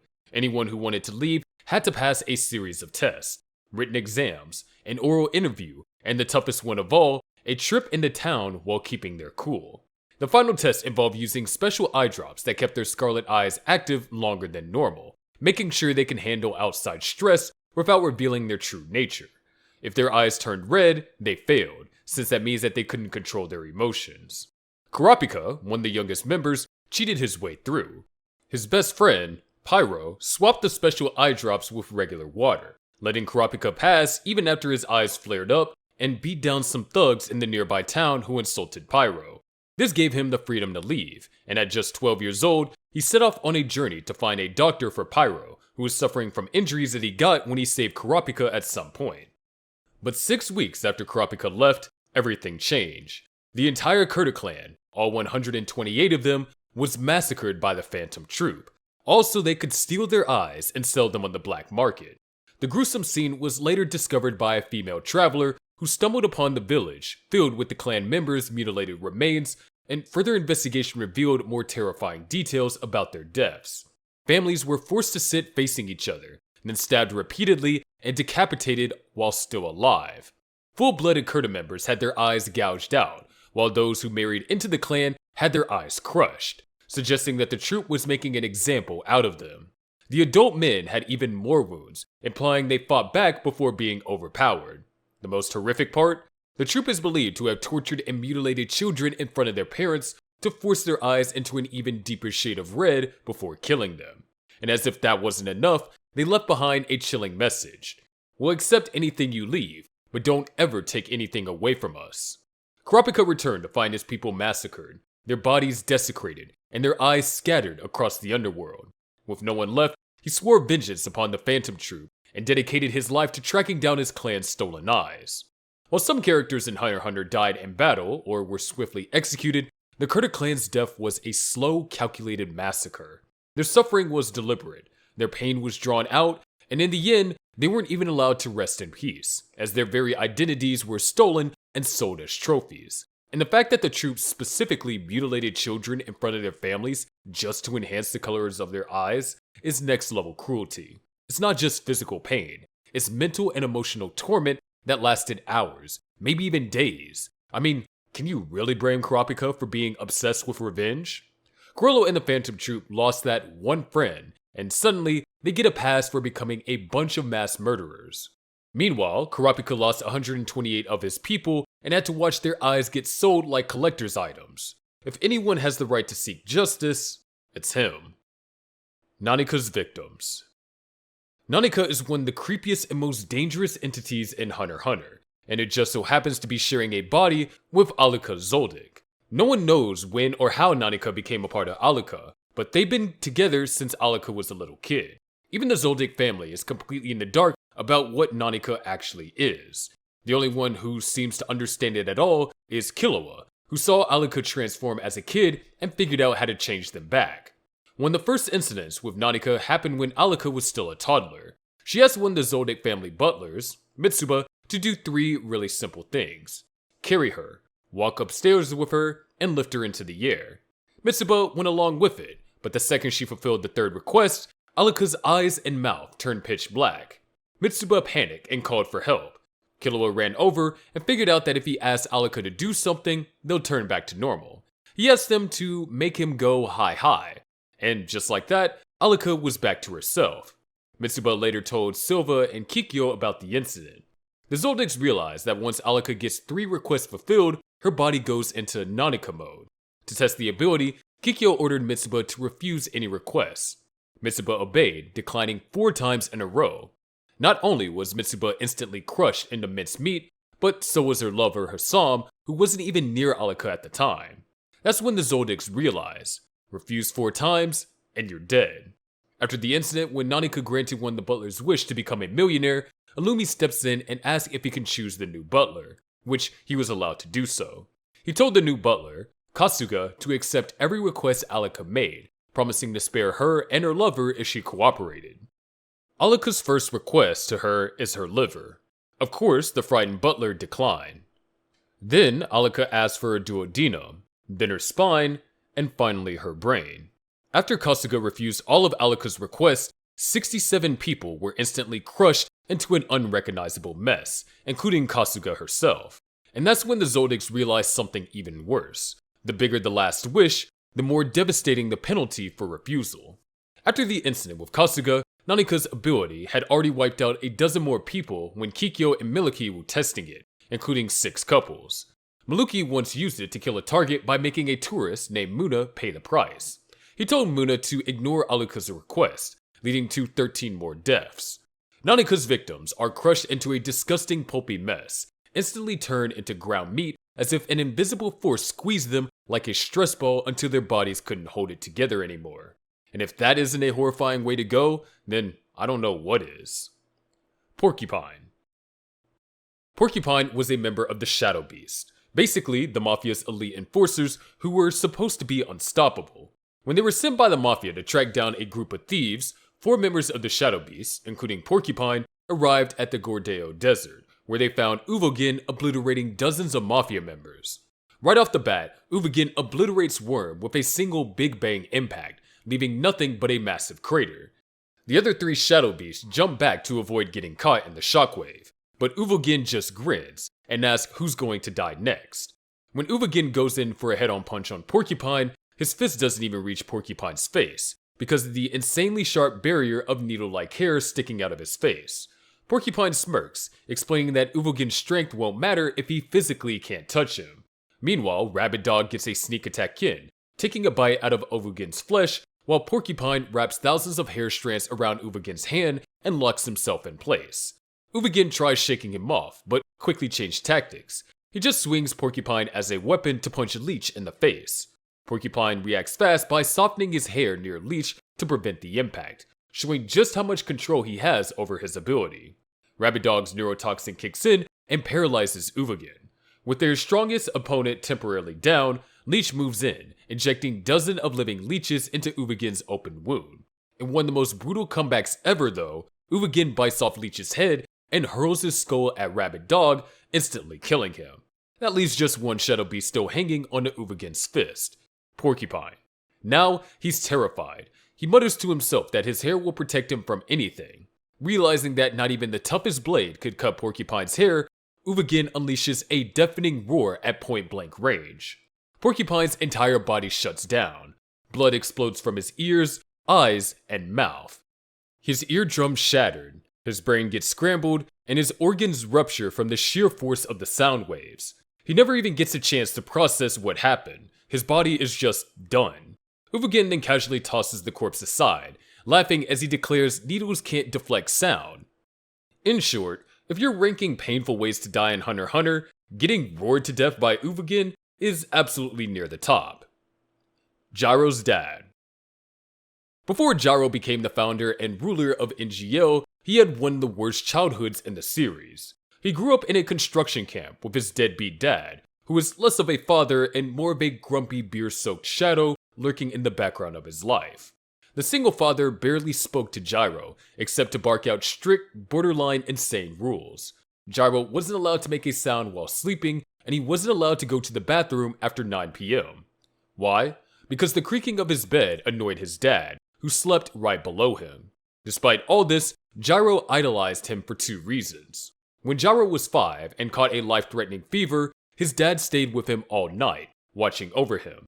And no matter how strict he was, his dad never kicked him out of their home. That was enough for young Gyro to think that maybe he cares after all. But one day, his whole world shattered. A co-worker casually dropped the truth. The only reason his dad kept him around was because he brought home money. Even worse, it wasn't his father who had cared for him during his fever. It was a kind neighbor. His father actually hadn't lifted a finger. Blinded by rage, he attacked the co-worker and got brutally beaten in return. As he lay on the ground, bleeding, he looked up and saw his dad. Hoping his father would step in and save him, he saw the man just walk past without any care in the world. That's when it hit Gyro, his father never loved him. Everything he believed in, every shred of warmth he thought his dad had, was a lie. That night, Gyro returned home to find his father, as usual, drinking away his existence. With a cold-blooded resolve, he picked up a hammer and caved his father's skull in. Imagine the fatal hit, blinding pain, skull cracking. For a man who made his son's life miserable, his death was poetic. He spent his final moments as helpless as he made Gyro feel his entire life. Jonas the Dissector. Jonas the Dissector was a full-blown psychopath who turned murder into his personal hobby. Before being captured by the blacklist hunter Lippo, he racked up a body count of 146 victims. Men, women, kids, it didn't matter. And he didn't just kill them, he ripped them apart with his bare hands, sometimes into thousands of pieces. One of his most brutal crimes was literally gutting alive one poor 11-year-old. When the cops finally caught him, he didn't even put up a fight. Instead, he casually bit off a huge chunk of the police officer's arm, just because he felt like it. Naturally, his brutal series of crimes threw him in the prison for a 968-year sentence. During the 287th Hunter exam, Lippo was picked to be the examiner for the third phase, held at the Trick Tower. This is when Jonas gets a chance at a little fun. He and 4 other inmates are offered a deal. Fight the examinees, and for every hour they stall, they shave off a year from their sentence. The prisoners find themselves pitted against Gon, Killua, Kurapika, Leorio, and Tonpa in a series of one-on-one challenges. After 2 wins and 2 losses, the fate of the challenge falls on the last match between Jonas and Killua. The moment Jonas reveals himself, Leorio freaks out and warns everyone that this guy is a legendary mass murderer. But Killua ignores Leorio's warnings and casually asks Jonas how he wants to fight. Jonas tells him that he's got the wrong idea. He doesn't care about the exam. He just wants to tear Killua apart. After a deathmatch has been decided, Killua blitzes forward before Jonas can speak again. Killua rips Jonas' heart straight out of his chest, and it took some time before Jonas realized what just happened. His body is still standing, but there's this gaping hole in his chest where his heart used to be. Panic sets in, and with his hand shaking, he begs Killua to give his heart back. Killua just smiles while holding the heart right in front of him. Jonas collapses, twitching and convulsing, until he finally dies. That's when Killua casually hands him back the heart. This was not a quick or painless death. Most people imagine getting their heart ripped out would kill them instantly, but that's not how the human body works. When the heart is suddenly removed, your brain doesn't shut down right away. There's a brief moment where your body realizes what happened, your blood pressure drops to 0, and your organs go into immediate shock. Jonas was still conscious for a few seconds. He felt the searing pain as his nervous system fired off warning signals that his body was literally shutting down. His lungs struggled, his limbs convulsed, and his brain was caught in a horrifying fleeting moment of pure panic. And the worst part is, seeing his own heart beating in Killua's hands right before he dies. For someone who lived for the thrill of killing, he deserved every second of his agonizing demise, while a kid smirked down at him like it was nothing. Toji Fushiguro. Toji Fushiguro, feared as the Sorcerer Killer, was a non-sorcerer with no curse energy, but possessed extraordinary physical prowess.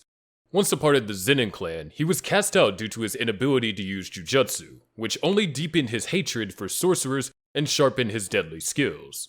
Tasked with eliminating the Star Plasma Vessel, Toji engaged in a brutal confrontation with Gojo Satoru. Using his raw talent and deadly precision, Toji inflicted severe injuries on Gojo, momentarily taking him down despite Gojo's limitless techniques. But the tables turned when Gojo revived himself using reverse curse technique and counterattacked with Hollow Purple in a second and final showdown. Though the move was executed in an instant, its effects on Toji were anything but. The left half of his body was annihilated. His left arm was gone. His abdomen was torn open, exposing bones and gushing blood. Even with such catastrophic damage, Toji remained conscious long enough to speak final words before passing on while still standing. Suguru Geto. Suguru Geto was once a powerful jujutsu sorcerer and the closest ally of Satoru Gojo, but his worldview changed drastically after the traumatic events of the Hidden Inventory arc. Disillusioned by the cruelty of non-sorcerers, Suguru adopted a radical belief that only those who were sorcerers deserved to live. This ideology led him to abandon Jujutsu High and build an army of cursed spirits and loyal followers.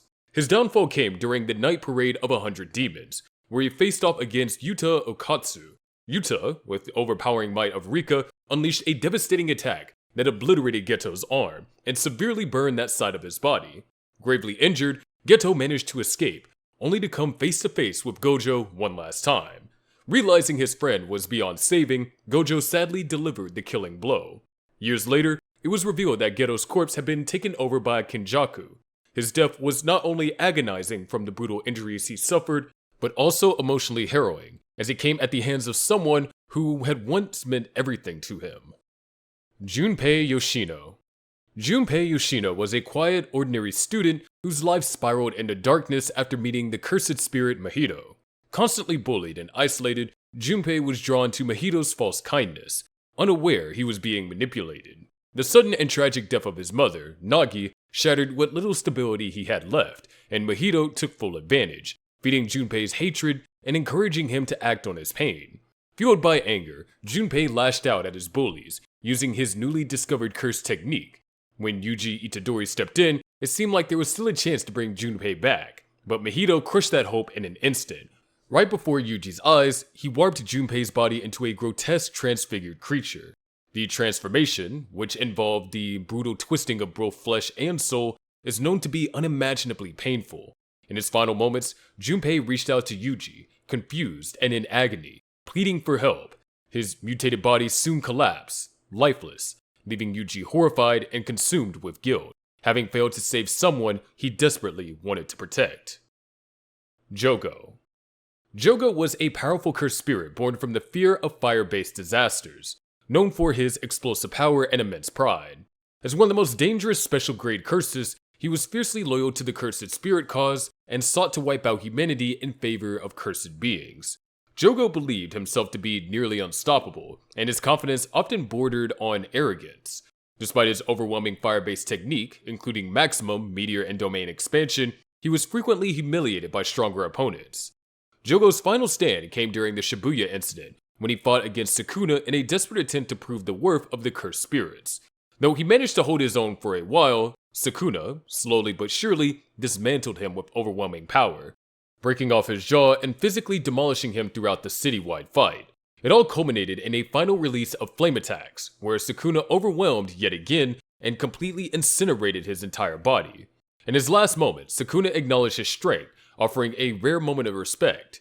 Jogo's death is one that's difficult to sympathize with, because of him being a curse and causing so many innocent casualties, but the emotional weight of his failure and longing to be seen as truly powerful made it a tragic end for a proud and determined spirit. Riko Amanai. Riko Amanai was a teenage girl selected to become the Star Plasma Vessel, a vital role that required her to merge with Master Tengen in order to maintain the balance of Jujutsu World's protective barriers, though she carried an immense burden. Riko longed for a normal, carefree life and gradually formed a heartfelt connection with her guardians, Gojo and Geto. Their mission to escort her safely was constantly under threat, as various factions sought to prevent the merger. At the climax of their journey, the assassin Toji Fushiguro breached their defenses with ruthless efficiency. Despite Gojo's immense strength, Toji's lethal precision gave him the edge, and in a devastating moment, Toji fatally shot Riko, killing her instantly.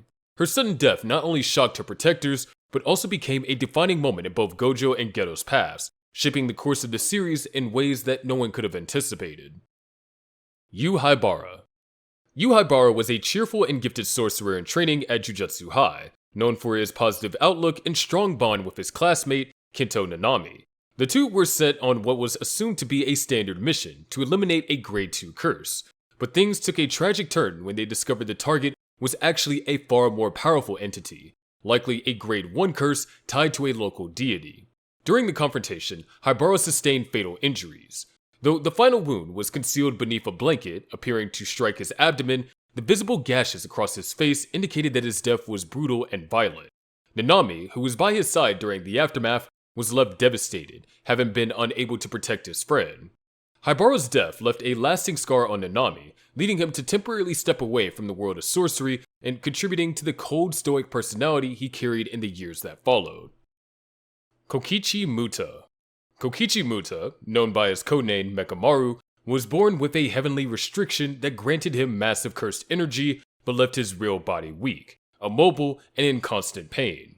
Desperate to escape his physical suffering and live a normal life, Kokichi struck a secret deal with Mahito, betraying Jujutsu High in exchange for a functioning body, made possible through idol transfiguration. Once granted his wish, Kokichi intended to turn against Mahito and atone for his betrayal, but things did not go as planned. Despite putting up a fierce fight using his newly restored body, he was ultimately outmatched. While the exact moments of his death is not shown, Mahito's typical method of dispatching enemies, using idol transfiguration to violently warp their bodies, suggests that Kokichi was likely killed in a gruesome instant. His body detonated on contact. All that remained was this enormous puppet, broken and stained with blood, marking the tragic end of someone who only ever wanted to live freely. Naobito Zenin. Naobito Zenin, the patriarch of the Zenin clan, was a highly skilled sorcerer, revered for his masterful use of projection sorcery. During the chaos of the Shibuya incident, Naobito joined forces with Maki and Nanami to take on the powerful cursed spirit Dagon. Despite his age, Naobito held his own in the intense fight, and played a vital part in Dagon's defeat. But just as the group caught their breaths, Jogo entered the battlefield. Already badly wounded and missing an arm from the earlier clash, Naobito was unable to dodge Jogo's devastating fire-based attack.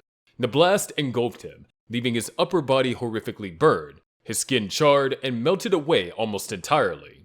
Miraculously, he clung to life for a short while, but the extensive damage eventually claimed him. His death was especially gruesome, as he survived for days with life-threatening burns across his entire upper half, enduring unthinkable pain before finally passing. Mimiko and Nanako Hasaba. Mimiko and Nanako Hasaba were twin curse users who had been rescued as children by Suguru Geto after he slaughtered the villagers who abused and locked them away. Deeply devoted to Geto, the sisters remained by his side, using their curse abilities to support him in his crusade against the Jujutsu world. But after Geto's death and his body possession by Kenjaku, the twins turned to Sukuna in a desperate plea for vengeance. The request was met with cold indifference. Sukuna, irritated by their persistence, responded with brutal force. He casually flicked his finger, instantly obliterating Mimiko's head in a single blow. Nanako's fate was even more horrifying. She was forced to witness her sister's violent end before Sukuna unleashed his wrath, tearing her apart into countless chunks of flesh. Their deaths were not only physically savage, but emotionally crushing, ending the lives of two girls who had already endured so much. Haruta Shigamo. Haruta Shigamo was a twisted and cruel curse user who thrived on inflicting pain, often targeting weaker opponents during the Shibuya incident just for the fun of it. His survival against more powerful enemies was largely thanks to his curse technique, Miracles, which allowed him to store and activate life-saving miracles through the tattoos beneath his eyes. After barely surviving an encounter with Nanami, Shigamo continued his rampage until he eventually came face-to-face with Megumi, and ultimately Sukuna. Once Sukuna had finished dealing with Mahoraga, he turned his attention to Shigamo and executed him without hesitation, slicing him cleanly in half. What makes his death so visually disturbing is that the cut split Shigamo's body from front to back, separating his face and chest from the rear half of his body. The result was a deeply grotesque and likely excruciating end, made all the more brutal by the sheer speed and violence of Sukuna's attack. Kento Nanami. Kento Nanami was a dedicated and intelligent sorcerer, known for his steady presence and no-nonsense attitude. A former salaryman turned Jujutsu sorcerer, Nanami became a trusted ally and mentor to Yuji Itadori. During the catastrophic Shibuya incident, Nanami was first severely wounded in Dagon's domain expansion, where a swarm of piranha-like Shikigami devoured large parts of his flesh. Even after surviving that horrifying ordeal, he was caught in a point-blank blast of Jogo's flames, suffering catastrophic burns across his body, his face nearly stripped to the bone. Despite being barely alive, Nanami pressed on, determined to protect others to the very end. But his journey came to a tragic close when he encountered Mahito. In a final act of cruelty, Mahito used idol transfiguration to violently destroy Nanami's upper half. The technique blasted his body apart, leaving only his lower torso behind, with his exposed spine jutting upward from the remains. Nanami's death was not only one of the most emotionally devastating in the series, but also one of the most visually gruesome, marking the end of a man who never stopped fighting for what was right, even in the face of unbearable suffering. Zenin Clan Massacre. The Zenin Clan Massacre marked one of the bloodiest and most personal acts of revenge in Jujutsu Kaisen, with Maki Zenin slaughtering nearly the entire clan. While many deaths were not shown in detail, several key members of the clan were depicted as direct casualties of her wrath, each killed in graphic and brutal fashion. Ogi Zenin. Ogi Zenin, a bitter and egotistical member of the clan, was the first victim of Maki's revenge. A man filled with resentment over never becoming clan leader, he despised his daughters, Maki and Mai, believing them to be shameful failures. When given the chance, Ogi attacked them mercilessly. However, after Mai's self-sacrifice, Maki turned the tide. Wielding the weapon forged by her sister's life, she swiftly bisected Ogi's head with one strike. His death came before he could even comprehend what had happened. This moment marked the beginning of her merciless rampage through the clan. Chojuro Zenin. Chojuro Zenin was a lesser-known but dangerous member of the Zenin clan's elite Hei unit. His curse technique, Earth Arms, allowed him to summon enormous stone hands to crush enemies. When Maki charged through the clan estate, Chojuro tried to trap her between these constructs, but her enhanced strength made his efforts meaningless. She destroyed his technique and decapitated him effortlessly, proving how far beyond her former limits she had grown. Junichi Zenin. Junichi Zenin, another powerful fighter from the Hei unit, possessed a curse technique that launched massive high-speed punches like missiles from the sky. Alongside Ranta, he attempted a coordinated strike on Maki, hoping to overwhelm her. Despite his tactical planning, his technique failed to even slow her down. In a cold and efficient counter, Maki cut off his head and tossed it into a nearby lake, a symbolic rejection of the clan's cruelty and rejection of her. Ranta Zenin. Ranta Zenin was yet another Hei member who relied on a technique connected to his eyesight, leaving his vision as a major vulnerability. At first, he managed to subdue Maki for a moment, giving Junichi a crucial opening to attack. But eventually, Maki broke free of his control by taking advantage of an apparent weakness the technique had. Maki capitalized on this weakness, blinding him by obliterating his eyes in a burst of blood and fury. Although his exact death wasn't shown, it's heavily implied that, like the others, he was beheaded, discarded as just another obstacle in her path of vengeance. Naoya Zenin. A smug and self-important heir to the clan, wielded the same projection sorcery as Nobito. After witnessing Maki wipe out the clan, Naoya challenged her in an attempt to assert dominance. Despite his speed and skill, Maki struck him with enough force to visibly dent part of his skull. Beaten and immobilized, Naoya was left in agony. The final blow, however, didn't come from Maki. It was his own mother who stabbed him with an ordinary kitchen knife, ending his life in a moment filled with poetic justice. His humiliation didn't end there. Because he wasn't killed with cursed energy, Naoya later returned as a vengeful spirit, only to be put down permanently by Maki and Noritoshi Kamo. Though his death lacked the immediate brutality of others, it was drawn out, shameful, and undeniably bitter. This was made even worse by the fact that he suffered a humiliating death caused by Maki not once, but twice. Masamichi Yaga. Masamichi Yaga was the respected principal of Tokyo Jujutsu High, known for his unique ability to create autonomous cursed corpses and for being a compassionate mentor to his students. Though he maintained a stern exterior, Yaga was one of the few adults in the Jujutsu world who offered warmth and genuine care to those under his guidance. Unfortunately, the instability caused by Gojo's absence made him a political target. The higher-ups deemed him a threat and ordered his execution under false pretenses. Yoshinobu Gakuganji, once a peer and fellow educator, was assigned to carry out the sentence. While the moment of Yaga's death wasn't shown directly, the aftermath revealed his body broken and bloodied, suggesting a violent end. Unlike many deaths in the series, Yaga's was less about physical suffering and more about emotional loss. His execution marked the silencing of a rare voice of reason and empathy in a system dominated by fear, cruelty, and control. Reggie Star. Reggie Star was a cunning and composed sorcerer from the past who was reincarnated during the Culling game. With a contract-based curse technique that allowed him to manifest the effects of receipts representing real-world objects, Reggie was both strategic and resourceful in battle. He viewed the Culling game not just as a fight for survival, but as a test of power and ideology, believing in freedom through chaos, and wanting to expose Kenjaku's manipulations.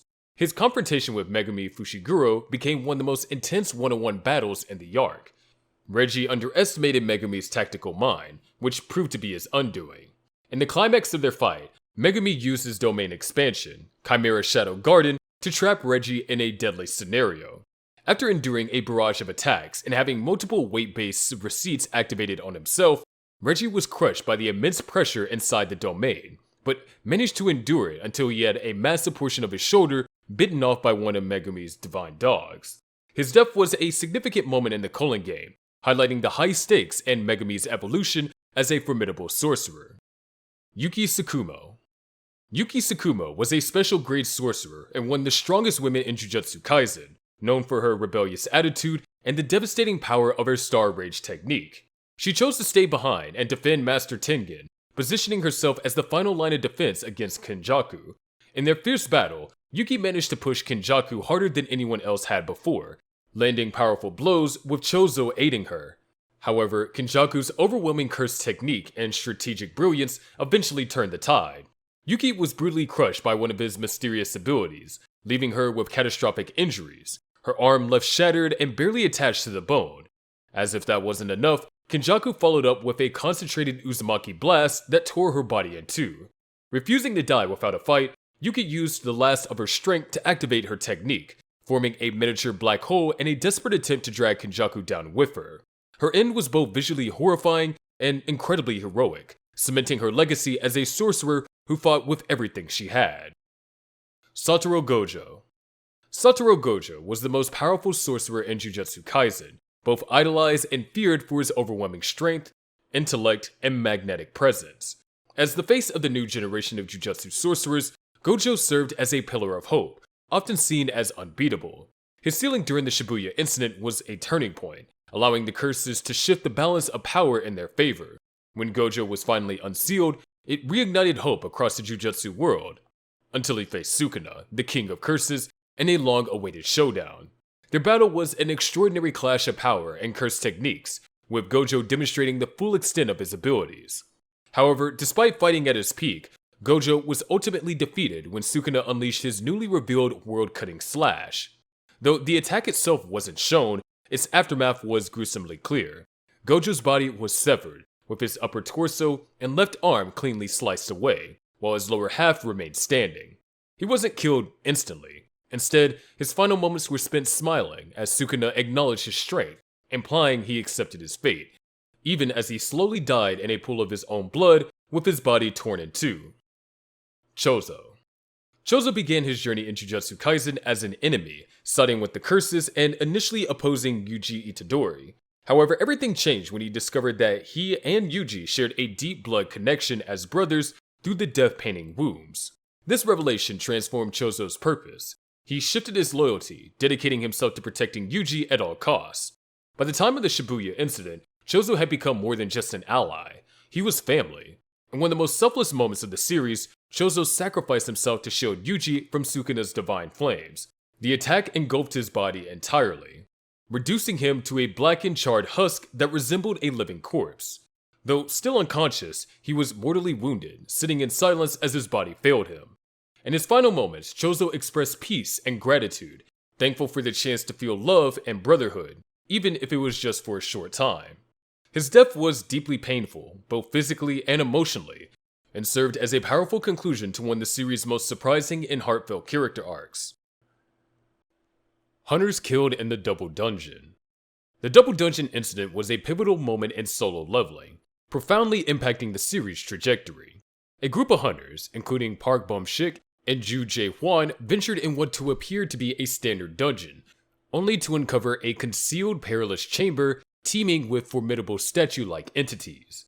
This hidden area, later identified as a double dungeon, was designed as a lethal trial to select a worthy vessel for the Shadow Monarch.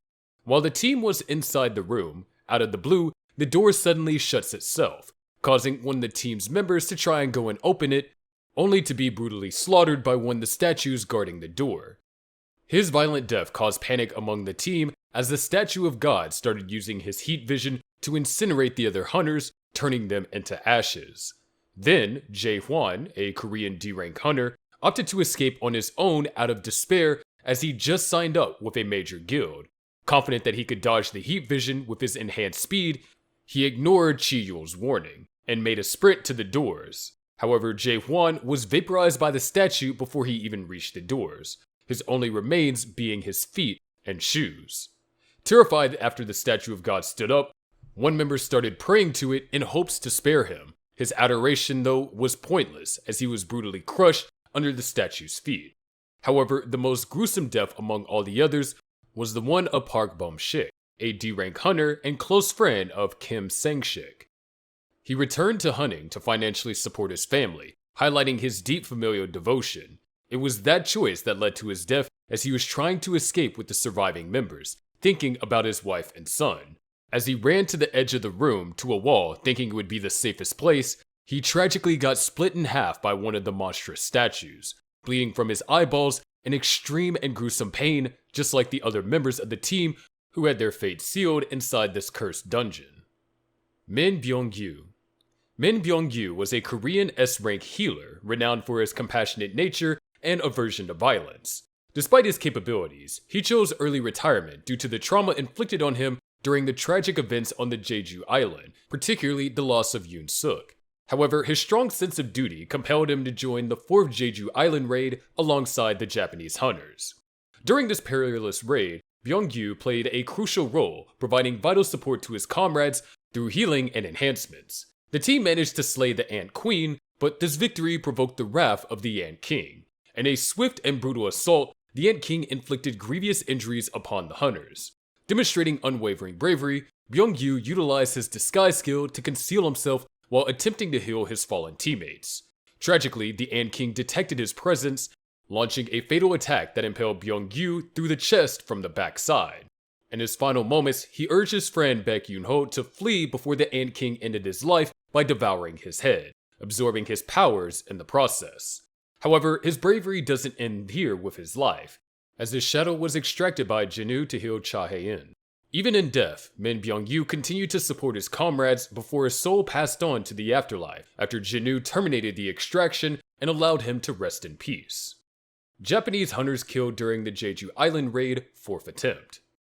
The 4th Jeju Island raid was a pivotal event in the solo leveling series, marked by significant casualties among the elite hunters involved. This joint operation between Korean and Japanese S-rank hunters aimed to reclaim Jeju Island from the monstrous ant colony that had overrun it. Tragically, the mission resulted in the deaths of several prominent hunters, highlighting the perilous nature of their undertaking. The Japanese contingent suffered many losses, with 7 of their 11 S-rank hunters perishing during the raid.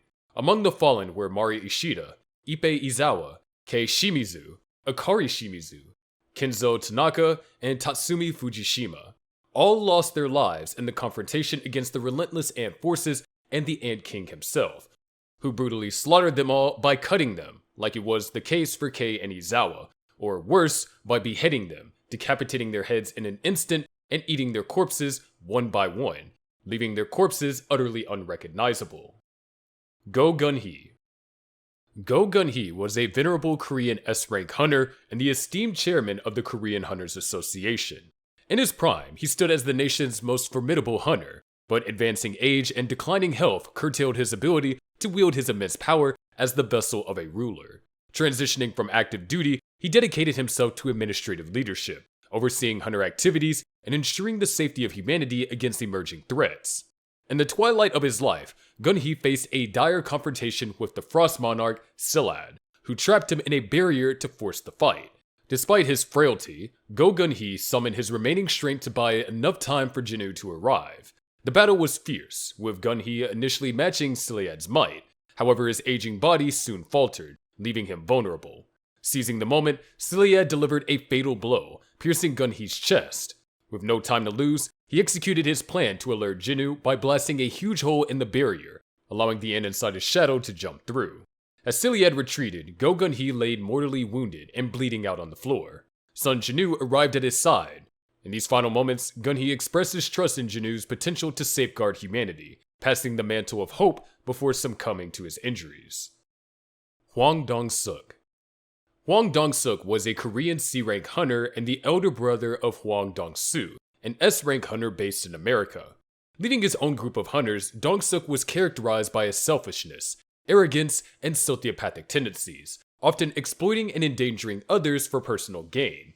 He harbored a strained relationship with his younger brother, resenting him for immigrating to the United States and achieving greater success. In a bid to amass wealth and sever ties with his brother, Dong-suk orchestrated a scheme targeting Sung Jin-woo and Yoo Jin-ho. Feigning camaraderie, he invited them to join his raid party, intending to eliminate them within a dungeon and claim their resources. Once inside, Dong-suk and his team ambushed Jin-woo and Jin-ho, blocking their escape route and attempting to trap them within the dungeon's boss monster. However, Jin-woo, having anticipated their betrayal, confronted Dong-suk and his accomplices. Demonstrating his superior combat skills, Jin-woo swiftly overpowered the group, culminating in Dong-suk's beheading by Jin-woo's daggers. His death, while not important at the start, was the catalyst for a greater conflict later on involving his brother. Hwang Dong-soo. Hwang Dong-soo was a Korean-American S-rank hunter and prominent member of the American-based scavenger guild, led by national-level hunter Thomas Andre. He was also the younger brother of Hwang Dong-suk, a C-rank hunter who perished during a dungeon raid under circumstances involving Sung Jin-woo and Yoo Jin-ho. Consumed by desire for revenge, Dong-soo embarked on a relentless pursuit to uncover the truth and avenge his brother's death. His investigation led him to abduct and brutally torture Yoo Jin-ho, Jin-woo's close associate, in an attempt to extract information. Sung Jin-woo, upon discovering Jin-ho's abduction, swiftly located Dong-soo. In the ensuing confrontation, Dong-soo, overestimating his own abilities, attempted to challenge Jin-woo. However, Jin-woo's power far surpassed Dong-soo's expectations. Despite Dong-soo's aggressive attacks, Jin-woo remained unfazed, systematically dismantling Dong-soo's defenses. Realizing the futility of his efforts, Dong-soo experienced a rare moment of fear. Jin-woo, driven by fury over Jin-ho's torture, delivered a decisive and fatal blow, mercilessly ending Dong-soo's life. In a posthumous twist, Jin-woo utilized his necromantic abilities to resurrect Dong-soo as a shadow soldier, renaming him Greed. As Greed, he retained his formidable strength, but was now unwaveringly loyal to Jin-woo, serving as a testament to Jin-woo's dominance and the consequences of Dong-soo's hubris. Antares. Antares, known as the King of the Dragons and the Monarch of Destruction, stood as the oldest and most formidable among the 9 monarchs, serving as the principal antagonist in the series. Eons ago, Antares fought alongside the other monarchs, including Ashbourne, the Shadow Monarch, in a devastating war against the rulers at the behest of their creator, the Absolute Being. Fearing Ashbourne's immense power, Antares ordered Rakan and Baran to eliminate him. However, this plan backfired as Ashbourne defeated them and killed Baran for his betrayal. Following this, Ashbourne disappeared, allowing the rulers to win the war and forcing the surviving monarchs into hiding. Later, Ashbourne returned and requested to rejoin the monarchs, which Antares accepted due to their weakened state. In the series climax, Antares invaded the human world through a massive gate in Canada, leading an army of dragons and leaving a trail of destruction. His objective was to lure out Sung Jin-woo, the current Shadow Monarch. When Jin-woo confronted him, a fierce battle ensued. Antares transformed into his dragon form, showcasing his overwhelming power. Despite Jin-woo's formidable abilities and the support of his Shadow Army, he struggled against Antares' might. In a strategic move, Jin-woo used the energy from their clash to create a dimensional fracture, allowing the rulers to descend and deliver the final blow to Antares, impaling him with numerous spears and ending his reign of destruction, and alongside it, the monarch's threat, paving the way for a new era of peace. Adam White. Adam White was the chief of the Federal Bureau of Hunters' Asian branch, serving as a key liaison between the United States and the international hunter organizations.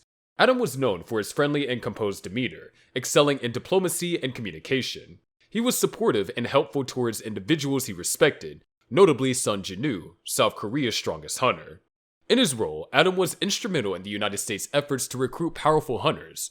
After Jin-woo's solo victory in the Jeju Island S-rank gate, Adam was tasked with persuading him to immigrate to America. Despite his diplomatic skills, these recruitment attempts were unsuccessful, as Jin-woo chose to remain in South Korea. During the emergence of the gigantic gates worldwide, Adam was dispatched to monitor the one that appeared in Canada. There, he witnessed the devastating power of Antares, the Monarch of Destruction, who annihilated the assembled hunters. Despite Jin-woo's attempt to save him using Shadow Exchange, Adam met his end during this catastrophic event, burned alive by Antares' breath attack. Goto Ryuji. Goto Ryuji was Japan's most formidable hunter and the esteemed guildmaster of the Draw Sword Guild. On the surface, Goto presented himself as a calm, collected, and polite individual who rarely ever showed signs of alarm or anger. However, in reality, he was consumed by overconfidence and had a cruel disregard for human life, as displayed when he left the Korean S-rank hunters to die for his own gain and showed no sympathy for his guild members when he discovered their corpses. He was also cunning and inquisitive, as he was the one who hatched the plot to lead the Korean S-rankers to their depths, and was quick to realize that Jinu was more powerful than he looked.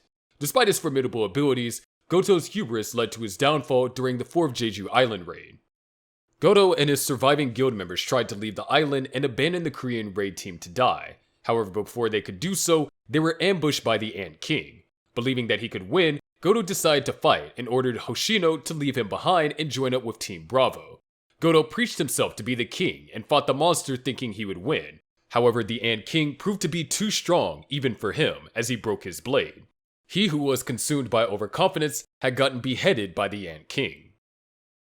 Sillad. Sillad, known as the Frost Monarch and the King of the Snowfolk, was a formidable antagonist, characterized by his arrogance and condescending demeanor, often underestimating his opponents. Sillad played a pivotal role in the series, notably being responsible for the death of Go Gun-hee, the chairman of the Korean Hunter Association.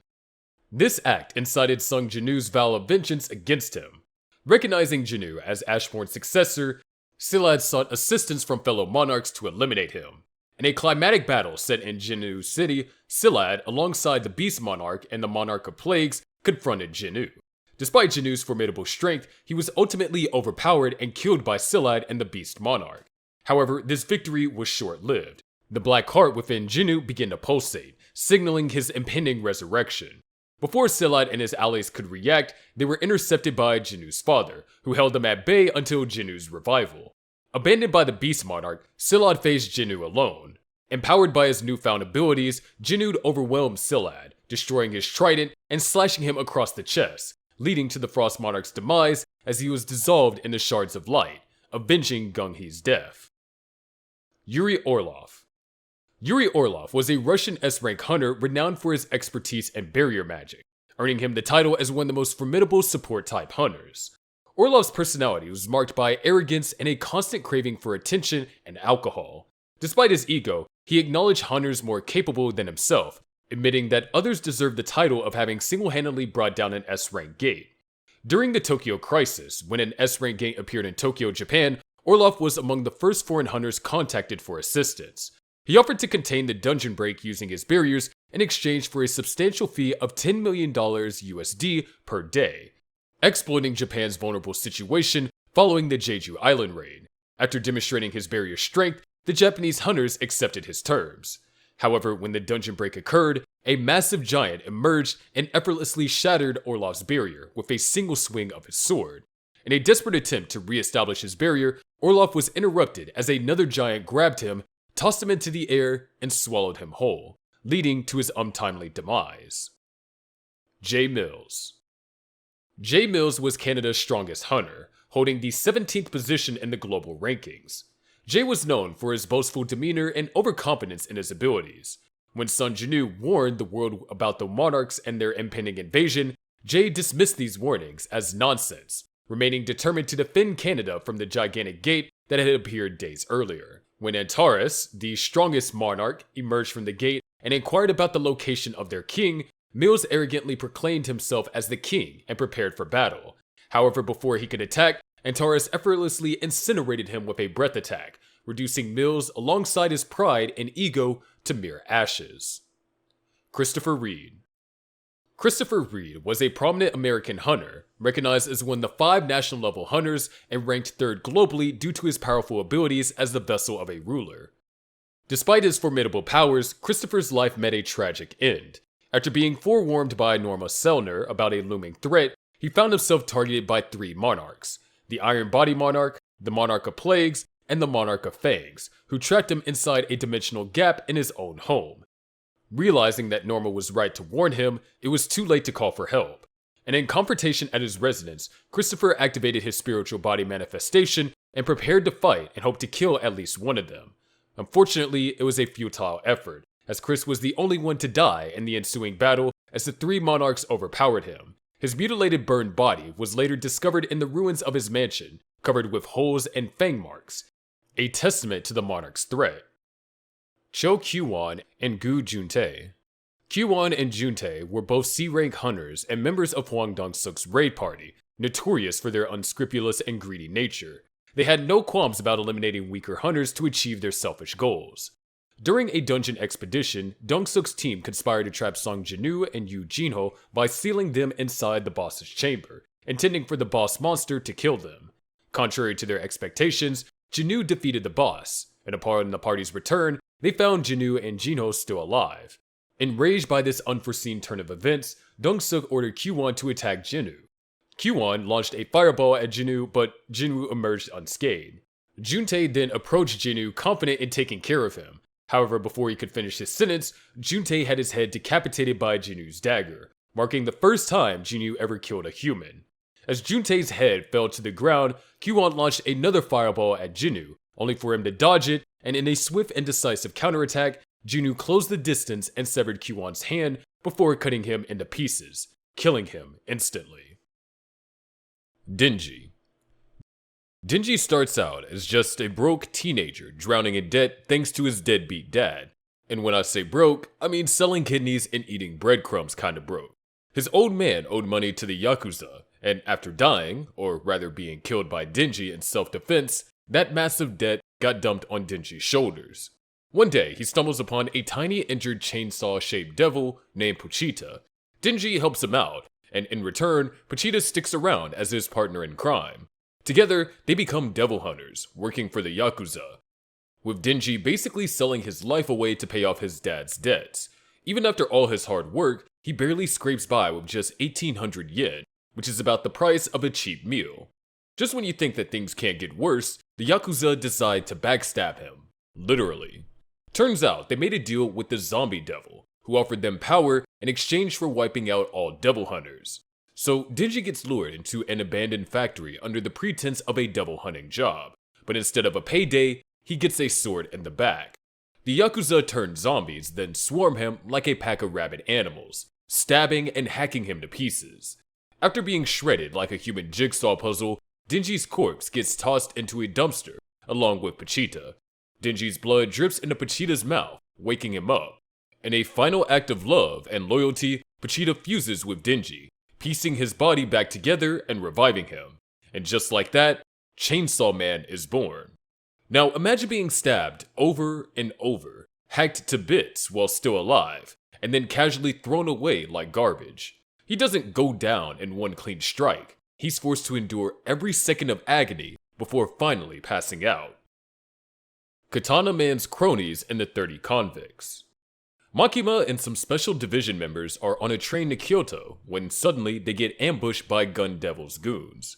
Bullets fly and the whole squad is wiped out. Meanwhile, over in Tokyo, Katana Man and Akane team up to take down Denji and capture him. As Makima's train pulls into Kyoto, she just stands up, completely unfazed, and turns the guys who shot her into human ketchup. When she arrives at the station, two devil hunters, Yutaro and Michiko, fill her in on the Tokyo chaos. Instead of rushing back, she plays it cool and says she will do what she can from Kyoto. She asks Yutaro to borrow 30 death row inmates from the Ministry of Justice and has Michiko find a high-altitude shrine. The convicts have no idea what's coming as they casually eat their last meal as they're transported to the shrine by a bus. Cut back to Tokyo, Katana Man is out of commission while his men are dragging Denji's body into a vehicle. One of them notices a crow nearby and suddenly gets that something feels off vibe. And he's right, because the next thing you know, his skull implodes like a soda can under a truck. Then his whole body is squished into a puddle of blood on the floor. Akane freaks out and tries calling another squad to confirm if Makima's actually dead, but before the man can even respond, he's crushed too. Meanwhile, at the shrine, Makima has the convicts blindfolded. Yutaro and Michiko are also blindfolded, because normal devil hunters aren't allowed to know what kind of contract she's made. Makima walks up to one convict and casually tells him to say the name Shuzo Mishima. The guy repeats the name. Makima makes some hand signs, and at that exact moment, Katana Man's lackey, Mishima, gets flattened into a pile of gore. The convict who spoke his name also died the same way. We're talking full-on, slow, excruciating body implosion by an invisible force.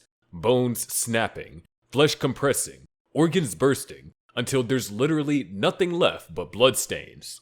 One by one, Makima has each convict say the name of one of Katana Man's guys, and just like that, they're all obliterated, leaving behind nothing but red smears. Katana Man's remaining crew loses their minds and tries to run, but there's no escaping it. Makima snipes them all remotely, leaving only Katana Man and Akane alive. Once she's done, she casually tells Michiko and Yutaro to remove their blindfolds. They look around and realize all the convicts are dead. The whole sequence is just one of the most terrifying displays of Makima's power, and it makes it clear she doesn't just kill people, she annihilates them in the most nightmarish way possible.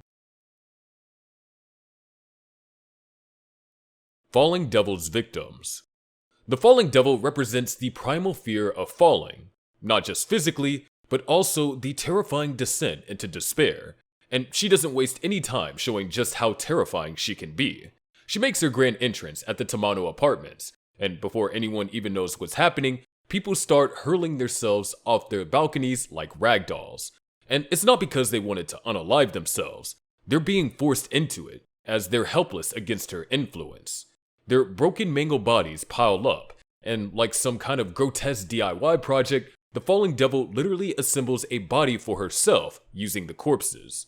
After slapping a head on her new form, she realizes she's naked, so naturally she summons a chef uniform out of nowhere. She introduces herself with a chef's flourish, announcing that she's cooking tonight's special at the request of Hell's residents. Her power cranks up, and soon everyone starts floating helplessly into the sky. Some unlucky souls drift straight into ominous floating doors, which lead straight to hell, where they get eaten alive. She carves through multiple devil hunters who try to take her down, but instead of just killing one of them, she decides to get extra creative. She stitches his mouth shut, forces his eyes open with surgical clamps, and twists his limbs into a horrifying shape so he can hold a grotesque platter, a dish made from the ears, tongue, and nose of his fellow devil hunter. Then, with a sick sense of hospitality, she wheels them into Hell's residence on a trolley. Her rampage continues as she gathers more ingredients, casually ripping out 10 eyes and 4 ears from random humans. She stops by a supermarket to grab some apples to pair with the human flesh. Right as she's leaving, she remembers she still needs one last ingredient, a man's head for the sauce. Before she can grab one, a squad of devil hunters with snipers blow her body to pieces. But she instantly regenerates and calmly states that nothing humanity has can kill her. Then, without missing a beat, she just beheads one of the hunters on the spot to complete the ingredients. Needless to say, the falling devil doesn't just kill, she turns suffering into an art form, and for the unfortunate souls caught in her path, their deaths are nothing short of pure, unrelenting agony. Public safety members. The aging devil is the embodiment of the fear of growing old, but it doesn't just give you wrinkles and back pain.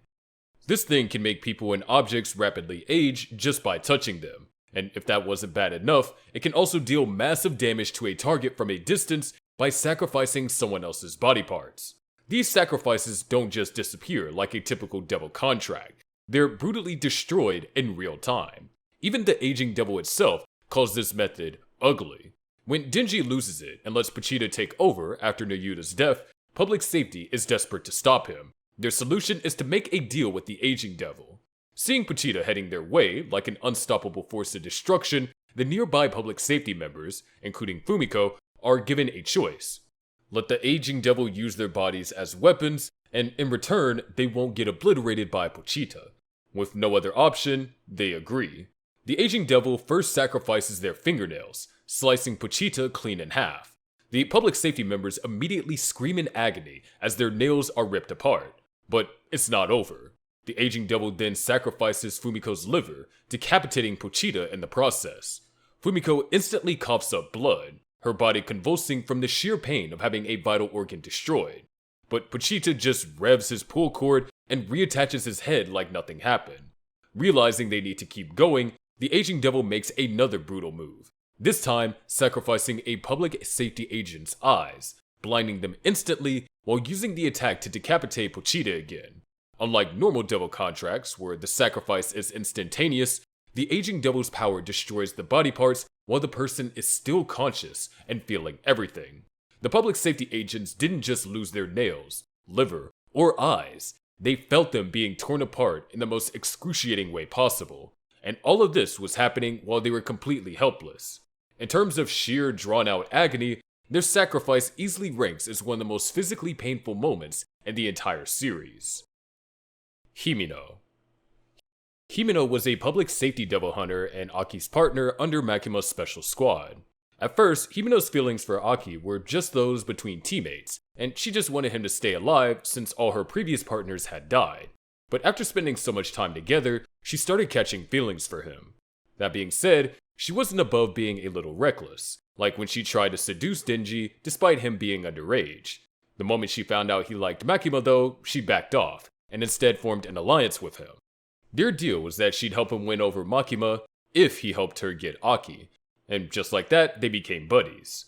Now, when it came to fighting, Himino had a contract with the Ghost Devil. She sacrificed her right eye permanently in exchange for controlling its right arm, which was invisible and could hit enemies without them even seeing it coming. That arm alone was strong enough to rip out chunks of the Eternity Devil, but none of that mattered when the Gun Devil's goons showed up. While Himino, Aki, Denji, and Power were chilling at a restaurant, Katana Man casually dropped his connection to Denji before immediately shooting him in the head. Then he turned the gun on the others. Aki, reacting fast, called in the Fox Devil to chomp the guy whole, but that barely lasted a second before Katana Man transformed and sliced his way out. Aki fought back and stabbed him enough times to activate his Cursed Devil contract, supposedly killing him. But then Akane showed up and revived him like it was nothing. Before Aki could do anything, Katana Man slashed him down. That's when Himino panicked. Profusely bleeding from the fatal shot, she begged Power to save Aki, but Power refused since Katana Man was way too fast for her. She then turned to her own Ghost Devil, but even it was too scared to move. Desperate, Himino made a final offer, her entire body just so she can use all of Ghost Devil's powers to save Aki. The Ghost Devil accepted with a grin. Now in full form, the Ghost Devil went berserk and tore into Katana Man. Himino was literally being eaten alive as she watched, her limbs disappearing one by one, but she didn't care. Aki's life came first. Just as it looks like if she might actually win, Akane called in her Snake Devil. In an instant, the Ghost Devil was swallowed whole, and Himino vanished completely, leaving only her clothes behind. But even in death, she wasn't done. With the last bit of control she had, she used the Ghost Devil's arm to yank Denji's chainsaw cord, bringing him back into the fight. Unlike others who died from a quick slash or gunshot, Himino was erased piece by piece until she got torn apart in an instant. She felt herself disappearing while fully conscious and fully aware, but unable to do anything about it. And she had to experience the horror of it all while trying to protect the person she cared about the most. Galgali, the Violence Fiend. Galgali, aka the Violence Fiend, was one of the more chill members of Tokyo Special Division 4. Pretty ironic given that he literally embodied the fear of violence. Unlike most fiends, he was weirdly polite and soft-spoken, almost like a guy who just really wants to mind his business. Even though fiends are usually weaker than devils, Galgali was insanely strong. So strong, in fact, that he had to wear a poison-dispensing mask just to keep his power in check. And the craziest part is that the poison didn't seem to bother him at all. Despite his intimidating title, he was actually a nice dude. During the terrorist raid, led by Akane Sawatari, he accidentally smacked Beam and immediately apologized. He also mistook the Spider Devil for a regular lady and genuinely tried to warn her to leave before realizing his mistake.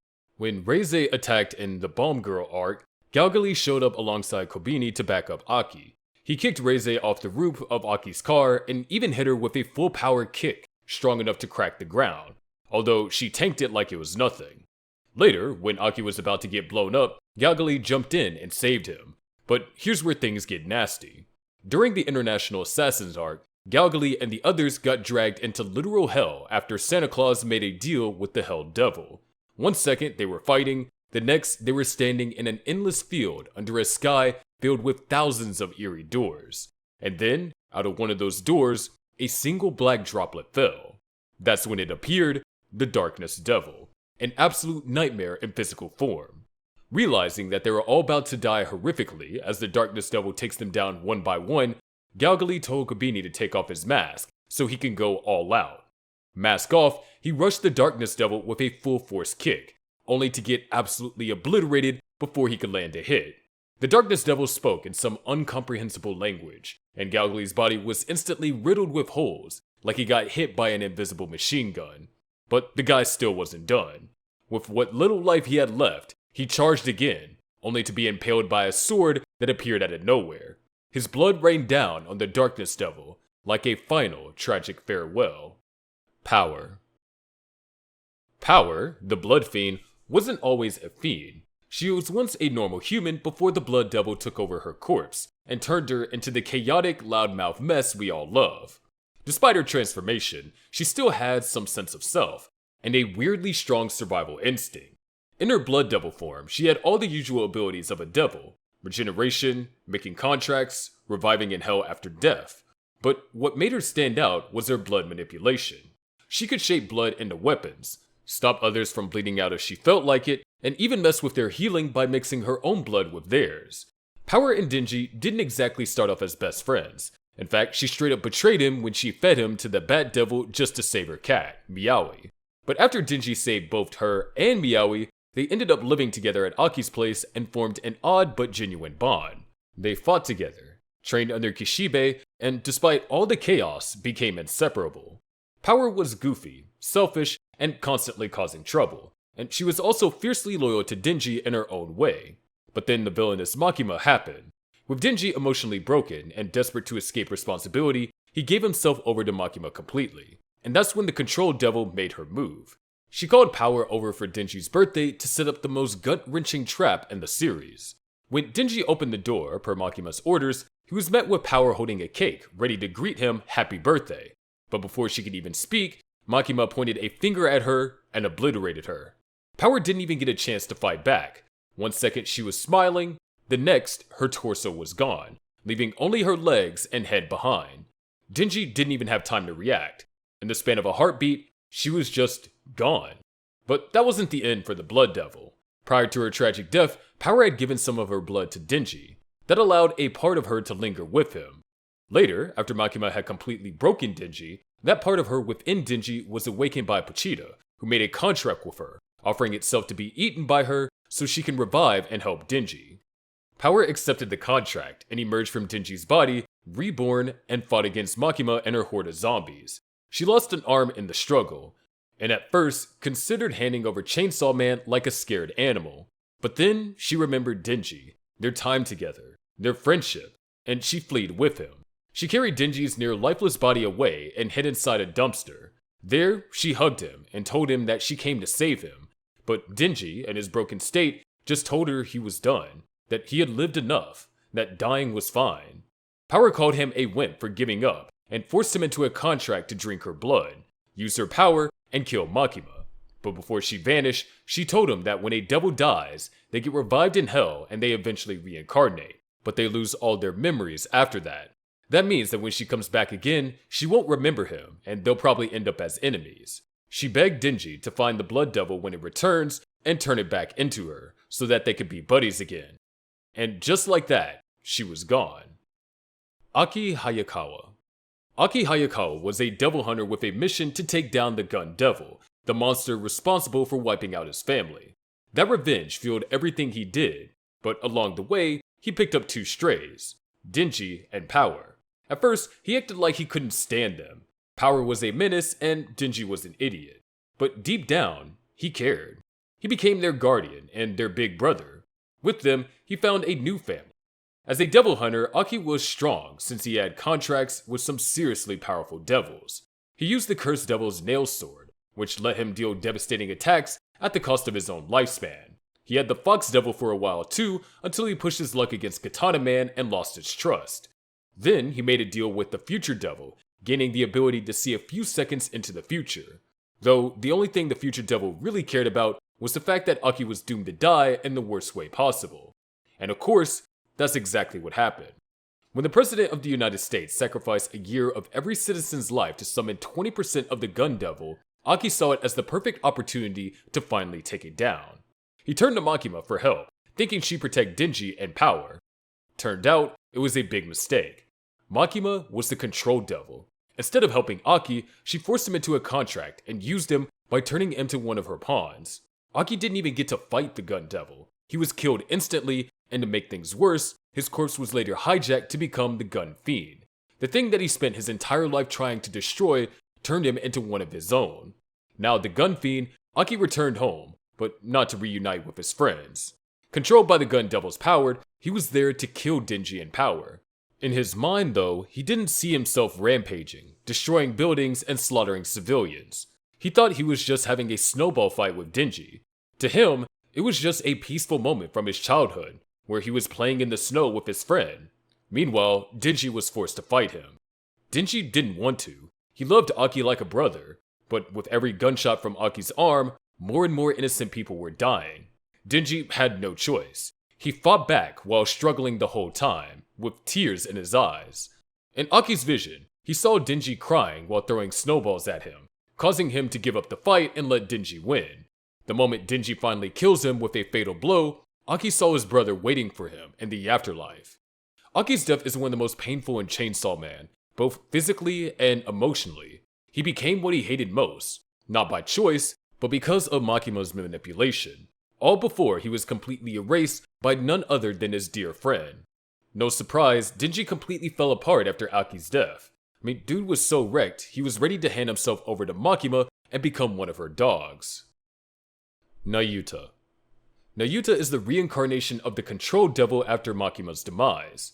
To make sure she didn't turn out like her past self, Kashibe handed her over to Denji to raise as his little sister. Over time, she genuinely grew attached to Denji and even picked up on some of his quirks, and developed a strong protective instinct towards him.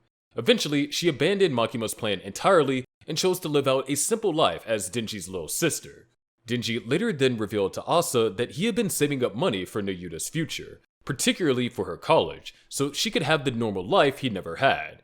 This is why he even stopped turning into Chainsaw Man, to keep her safe from public safety. But things took a turn for the worse, when Barum, Fami's ally, settled on carrying Makima's goal of messing with Denji's life. Barum burned their house down, and Denji was forced to transform to fight Barum's weapon hybrids. After the battle, a mob of civilians tried to ambush the exhausted Denji, but Nayuta used her powers to control a few civilians to protect Denji, and even hijacked one to carry him to safely. Barum convinced the mobs that Nayuta was messing with their minds. With their attention off Denji, Nayuta made sure that he got away, leaving herself alone to face the bloodthirsty crowd. Denji was later taken in by Asa and her group. Upon waking up, all he could think about was Nayuta, his only family left.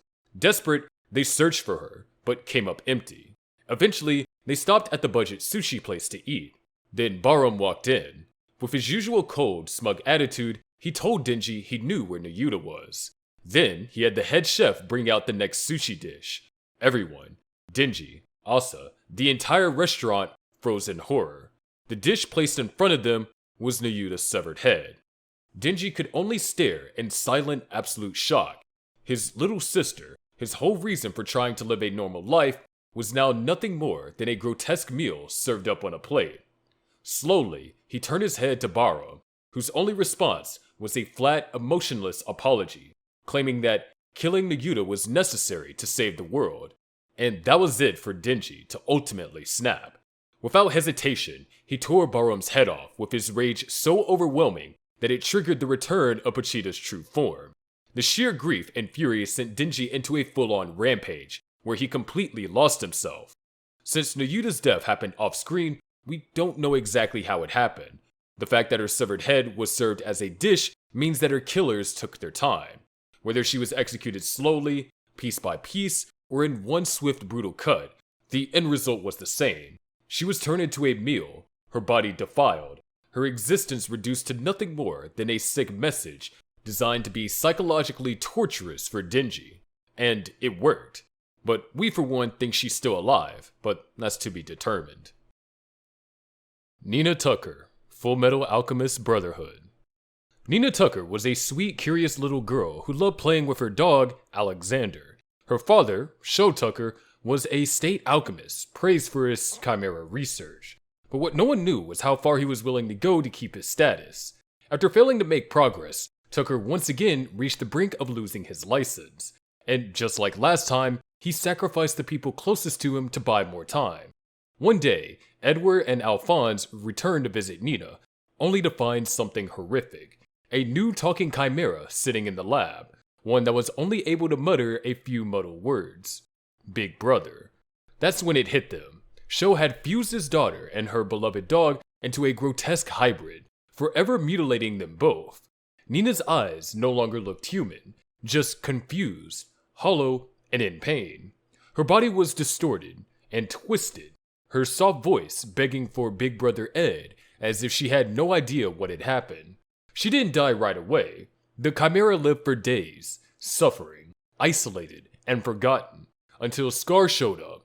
Seeing the abomination, he realized that the only mercy he could offer was death. He placed his hand on the chimera's head and used his deconstruction alchemy to erase her in an instant. Nina Tucker didn't just die. She was erased after being turned into a science experiment by the person who was supposed to protect her, her own father. The Eclipse. Berserk. The eclipse is one of the most nightmarish events in Berserk, a horrifying ritual that happens once every 216 years to bring a new member into the God Hand. But not just anyone can trigger it, only the ones with the Crimson Beherit can invoke it. Apostles wait eagerly for this event as they gathered at the predetermined location like VIP guests at the worst party imaginable. On the eve of the eclipse, Griffith, who owned a Crimson Beherit, was at his lowest point. After Guts and the Band of the Hawks launched a daring rescue from the Tower of Rebirth, they found him in a pitiful state. Mute, emaciated, unable to even stand on his own.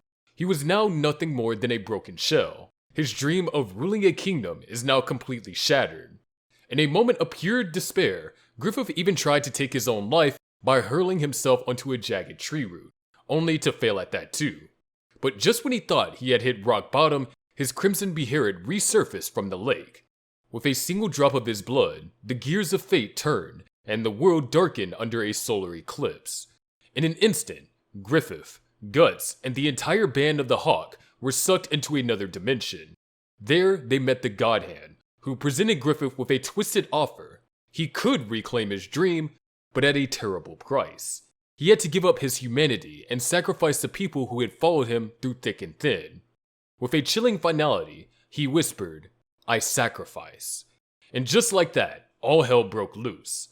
The Band of the Hawk never stood a chance. A swarm of monstrous apostles tore through them like a pack of starving wolves, turning the battlefield into a literal bloodbath. Guts fought with everything he had, but he couldn't save them. Judo died trying to protect Casca, taking brutal injuries until his body couldn't take anymore. Pippin tried to hold off the apostles, but was ultimately torn apart. Casca watched, horrified as her friends were devoured alive, limbs ripped off, guts spilled, their screams fading into nothing.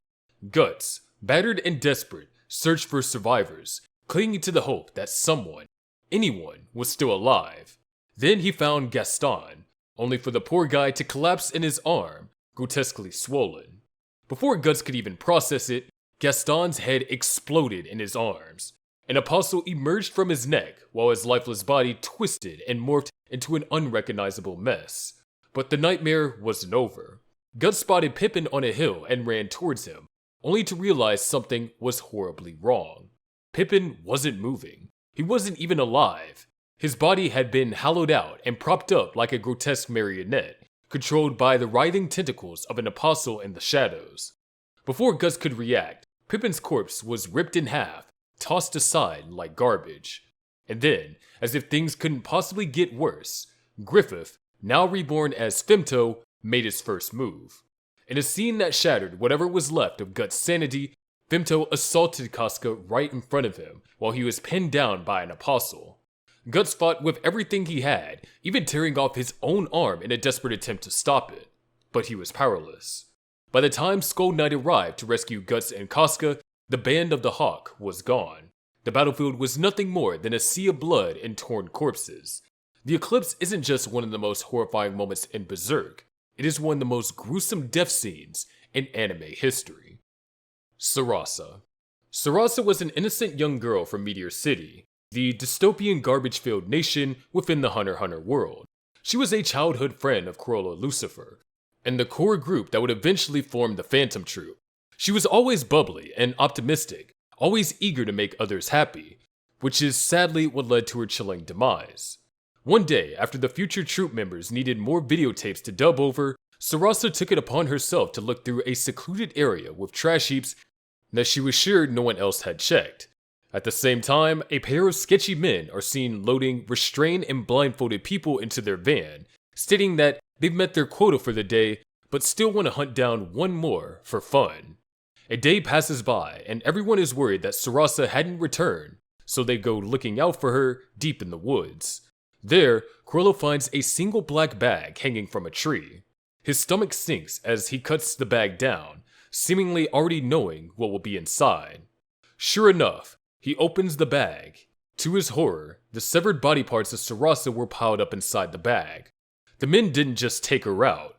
They tortured her, filmed it, and dismembered her body just to discard her like she was food scraps. The young troop members cried and lamented how much pain Sarasa must have felt, how alone and scared she must have felt. This traumatizing event is what directly led to the formation of the Phantom Troop, as Corolla swore to get his revenge on those responsible. Miki Makamura, Devilman Crybaby. Miki Makamura was the heart of Devilman Crybaby, Akira Fudo's love interest, a kind and optimistic high school girl who saw the good in people, even when the world was falling apart. She wasn't a fighter or a supernatural being, just a fast runner and a genuinely good person. Even when Akira started acting different after fusing with a demon and becoming Devilman, Miki wasn't afraid of him, but she had no idea just how much Akira had changed. At least, not until everything went to hell. By the time the truth came out, Miki had already lost almost everything. Her family was gone, her home wasn't safe, and the world was spiraling into chaos.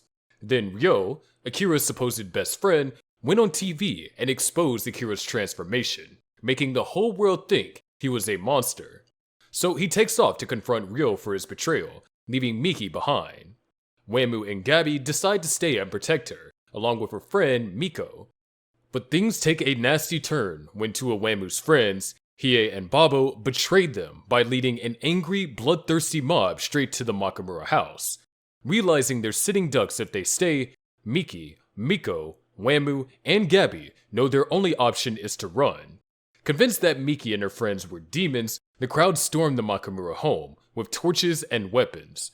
Wamuu and Gabi fought to protect her. Miko transformed into her demon form to carry Miki away, but there was no escaping this madness. As they ran, Miko was shot and told Miki to run. And she did. Miki ran as fast as she could, clutching onto the memory of Miko and Akira as kids, as members of the track team, passing a baton to each other in the race. In her mind, she handed it to Akira one last time. Then, she was stabbed in the back. Meanwhile, Akira realized too late that he needed to go back for her. He sprinted home, desperate to save Miki, but when he arrived, all he found was pure, senseless carnage. Miki was dead. Not just dead, but mutilated. Her body, along with Miko, Wamuu, and Gabi's, had been dismembered by the same people she once called neighbors. Their heads and limbs were impaled on poles, waved around like grotesque trophies as the mob cheered and celebrated, convinced they had killed demons.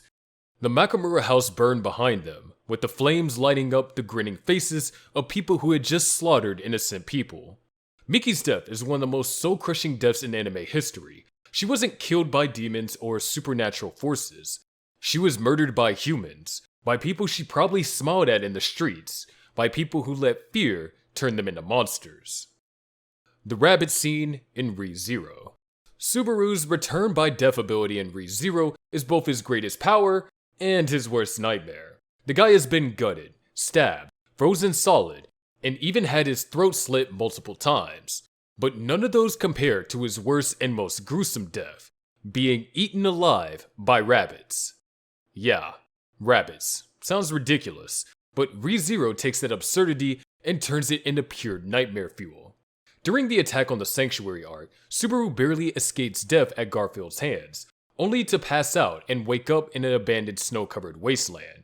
Wandering aimlessly, he comes across a single harmless-looking rabbit. It's tiny. It's cute. It's the kind of thing you'd expect you'd see in a kid's picture book. So, naturally, Subaru crouches down to pet it. Before he even realizes what's happening, the rabbit bites his entire left hand off and starts munching on it like a snack. Subaru barely has time to process the horror when 2 more rabbits burst out of the snow, this time going straight for his leg. They tear it off from the knee down, sending him crashing to the ground while writhing in agony. And that's when all hell breaks loose. An unstoppable tidal wave of rabbits emerges from the snow and swarms him from every direction. The Great Rabbit, a monstrous hive-minded mass of these deceptively cute creatures, descends upon Subaru like a pack of piranhas. Subaru is ripped apart, piece by piece, as the creatures burrow inside him and eat him from the inside out. His body is torn open, his organs shredded, and he stays alive through all of it. The light novel went way harder with his death. The anime kinda showed it, but the novel straight up describes a rabbit jumping into his mouth, ripping out his tongue, and crawling down his throat, while another one entered from his anus. They met up inside him and just started munching on his organs. The anime did show his left eye getting eaten, but skipped over the part where his whole face got torn off. He only finally dies when the rabbit cracks open his skull and starts feasting on his brain. This isn't just Subaru's most painful death in the series, it is easily one of the most disturbing in all of anime. Asuka Langley Soryu, Neon Genesis Evangelion. Asuka Langley Soryu, the fiery redhead from Neon Genesis Evangelion, was the second child and pilot of Unit 02. Her backstory was already tragic enough. Her mother Kyoko lost her mind after an experiment with Unit 02 and later took her own life. Fast forward to the end of Evangelion, where Asuka wakes up from a coma and finds herself inside Unit 02, submerged underwater while the JSSDF starts bombing the place. She panics but then hears a voice. Her mother's soul, still inside the Eva, telling her to fight. With this realization, Asuka goes absolutely beast mode, ripping through an entire military force like they're made of paper. But just when she thinks she won, Zila sends in the mass production Evangelions, 9 creepy biomechanical nightmares with unlimited power thanks to their S2 engines. She manages to destroy all 9, however one of them chunks a large spear, which transforms into a replica of the Lance of Longinus. The replica lance flies straight through Unit 02's head, impaling it, and because EVA pilots physically feel the damage their machines take, Asuka screams in pure agony as she convulses in extreme pain. Things get so much worse from there. The mass production EVAs, despite being torn to shreds, regenerate instantly and swarm Unit 02 like a pack of vultures. They rip it apart piece by piece, while Asuka feels every second of it, unable to do a thing. Even after all that, Asuka refuses to give up. Barely clinging to life, she forces Unit 02 into berserk mode and tries to fight back, only to have her arm sliced in half by more lances. Then, the mass production EVAs impale her with their remaining lances, finally ending her suffering in the most excruciating way possible. While Asuka does appear later on that eerie beach with Shinji, implying she returned from instrumentality, it doesn't erase what she went through. Connie, The Promised Neverland. Connie's story in The Promised Neverland starts off like a classic heartwarming tale. She's a sweet 6-year-old orphan living at the Grace Field House, a place where the kids are well fed, loved, and cared for by their mom Isabella.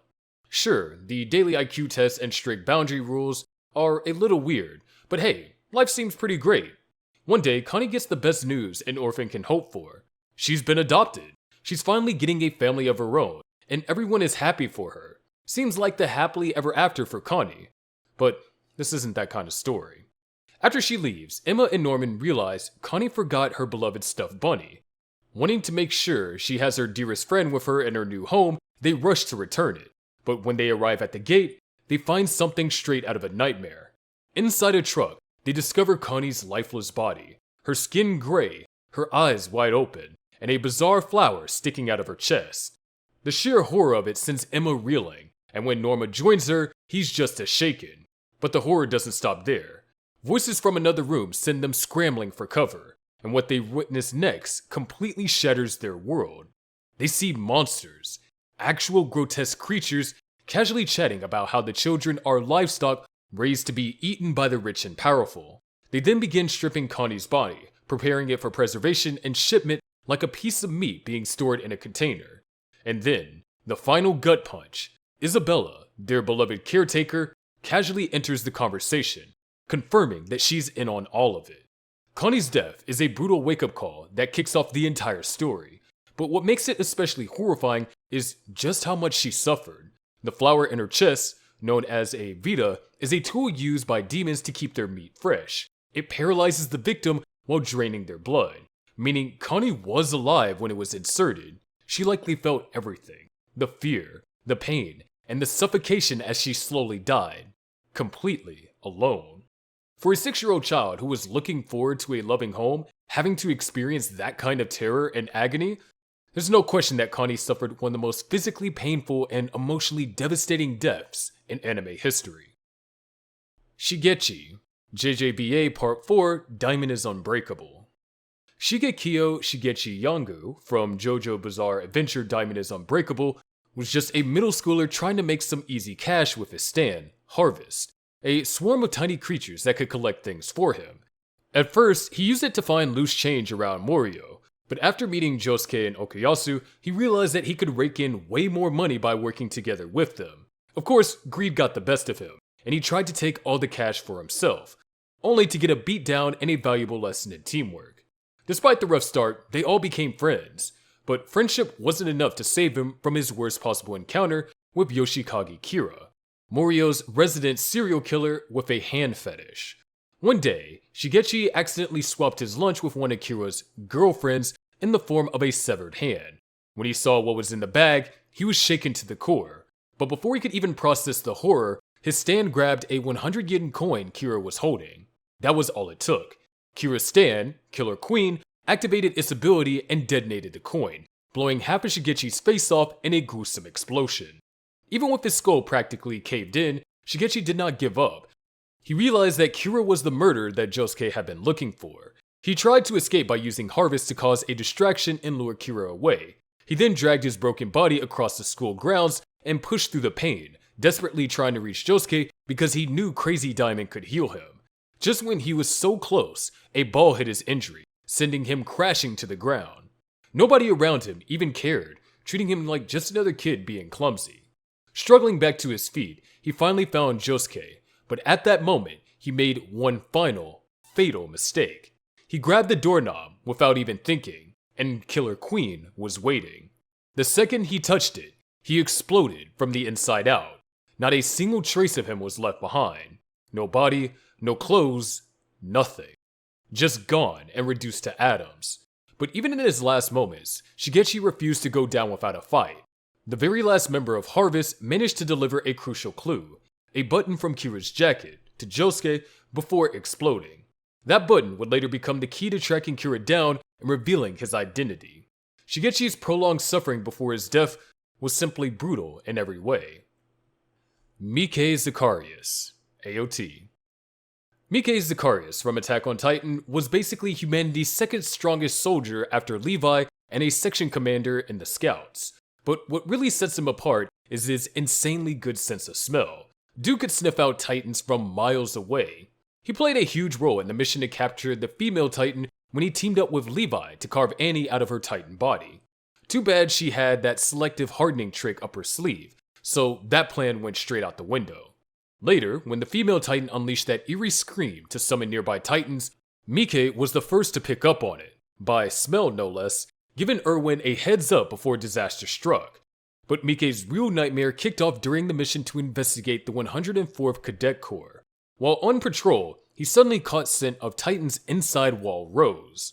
Wasting no time, he sent a soldier to warn Erwin and told his squad to retreat while he stayed behind to buy them time. Taking on 9 Titans alone, he actually managed to take down 5 with pure skill, proving why he was one of the best. Then came the curveball. The Beast Titan appeared. This thing was unlike anything Mik had ever seen. It was massive, covered in fur, and smart.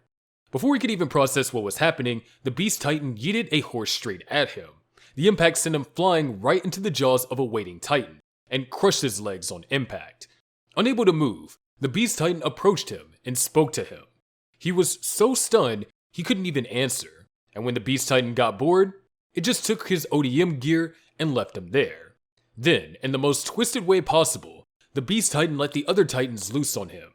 Mik fought back while screaming through the pain, but it was hopeless. The Titans swarmed him and tore him apart piece by piece, devouring him limb by limb, and made him feel every second of it. He got torn apart by multiple Titans, each one taking a chunk out of him while he was still alive. One of humanity's strongest soldiers can do nothing but scream and make desperate pleas for mercy as they rip him apart piece by piece. No quick in, no mercy, just agony until there was nothing left. Zoran Blitz, Hellsing Ultimate.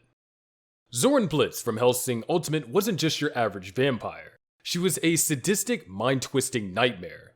As a lieutenant of the last battalion and part of the werewolf squad, she was all in on the war against England. But what really made her terrifying was her ability to mess with people's minds, using illusions to rip open old wounds before finishing them off. She loved playing with her victims by making them relive their worst memories before delivering the killing blow.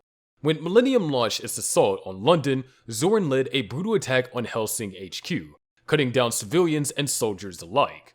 During her showdown with the Wild Geese led by Captain Pip Bernadotte, she was about to have the upper hand when Cirrus arrived to aid Pip. Using her illusion, she forced Cirrus to relive the trauma of her childhood, and while she was reliving her tragic past, Zoran sliced open her eyes, stabbed her through the back, and hacked off her left arm. Just when she was about to finish her off, Pip swooped in to save Cirrus, only for Zoran to impale him with her scythe. That was the turning point. Drowning in grief, Cirrus finally embraced her true nature and drank Pip's blood. Her wounds instantly healed, and she began to transform into her full berserker mode before ripping through Zoran's men like they were paper dolls. The once unstoppable illusionist barely had time to react before Cirrus slammed her to the ground and tore off her fingers with her teeth like she was peeling a snack. In a last-ditch effort, Zoran tried to invade Cirrus's mind again, but this time it didn't work. Cirrus had reached a level where no illusion could touch her. And then came one of the most gruesome deaths in anime history.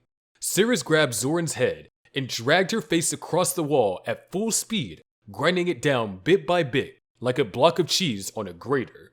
Flesh, bone, everything gone. By the time she let go, there was practically nothing left of Zoran's face. And as if that wasn't enough, Cirrus tossed her body to the ground, where it promptly burst into flames and crumbled to ash. Nanami, JJK. Kento Nanami from Jujutsu Kaisen was a grade 1 sorcerer who ditched the salaryman life to return to the battlefield. As Gojo's underclassman and Yuji's mentor, he was a powerful sorcerer with a no-nonsense attitude, always getting the job done. But from the moment he crossed paths with Mahito and his terrifying idol transfiguration technique, it was like his fate was sealed. During the chaos of the Shibuya incident, Nanami was in the thick of it, fighting off transfigured humans alongside Megumi and Takuma. But the second he heard Yuji's desperate announcement about Gojo getting sealed, he knew things had just gone really bad. Wasting no time, he rushed to assess the situation and contain the chaos. On his way, he ran into Haruta and, in classic Nanami fashion, forced some much-needed intel out of him about the sorcerers behind the curtain trapping Shibuya. But before he could act on it, things took another turn. He, Maki, and Naobito were suddenly sucked into Dagon's domain expansion. Luckily, Megumi managed to create an exit, but their escape came with a wild surprise. Toji barging in like an absolute menace, making their job way easier by one-shotting Dagon. For a second, it actually seemed like things were turning around, but Toji's instincts kicked in and yanked Megumi away for a personal deathmatch. Worried about Megumi, Nami immediately moved to go after him, but just as he took his first step, Jogo appeared and hit him, Maki, and Nobito with an explosion of cursed fire. Nobito and Maki were left on the brink of death. Nanami survived, but just barely. Half of his body was completely burned, his skin charred and peeling, but somehow he kept moving. He refused to give up, still fighting off transfigured humans despite the excruciating pain of his injuries.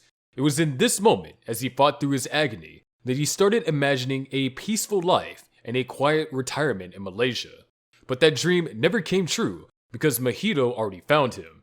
Mahito reached out, touched him, and activated Idol Transfiguration, and Yuji arrived just in time to watch it happen.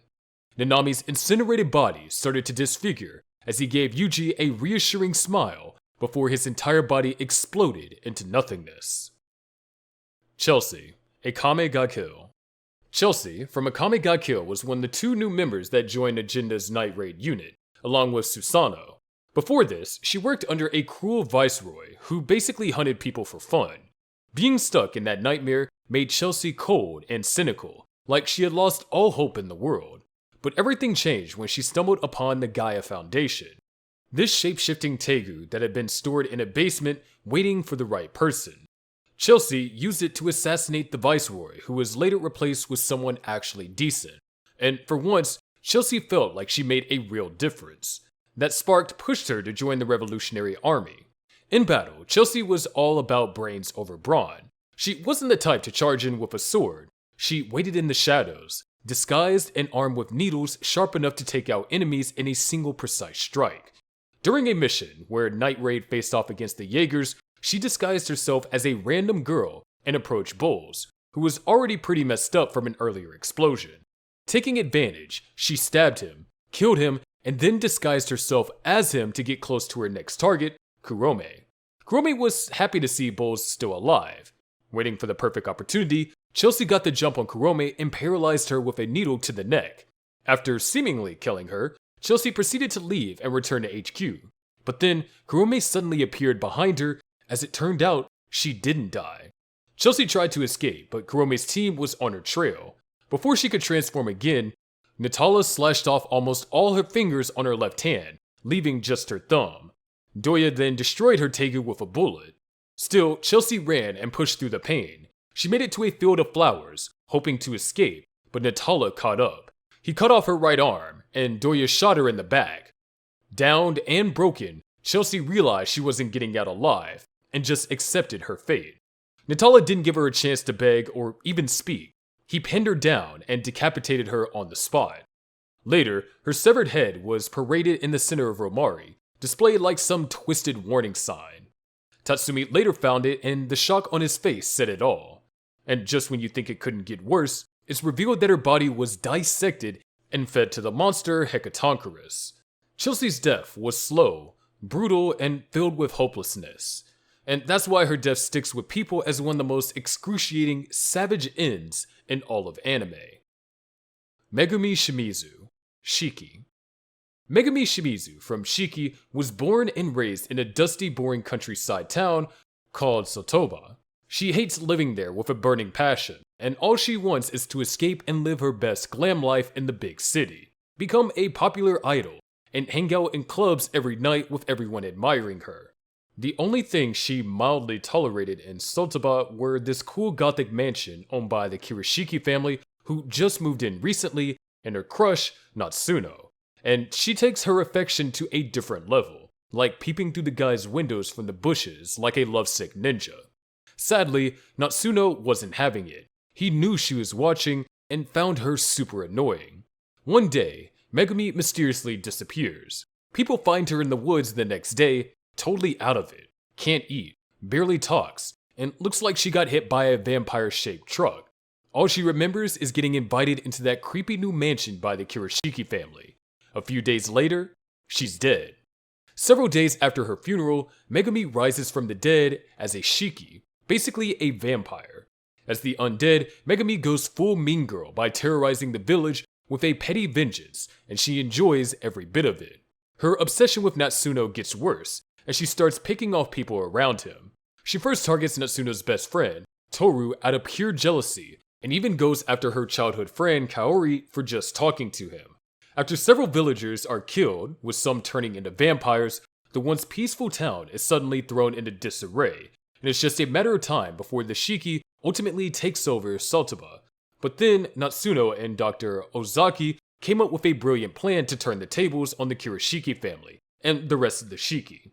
When the remaining villagers finally get fed up with the whole vampire infestation and decide to purge all the Shiki, Megumi's survival instincts kick in. She makes a break for it, hoping to finally escape Sotoba and live the glam life she had always dreamed of.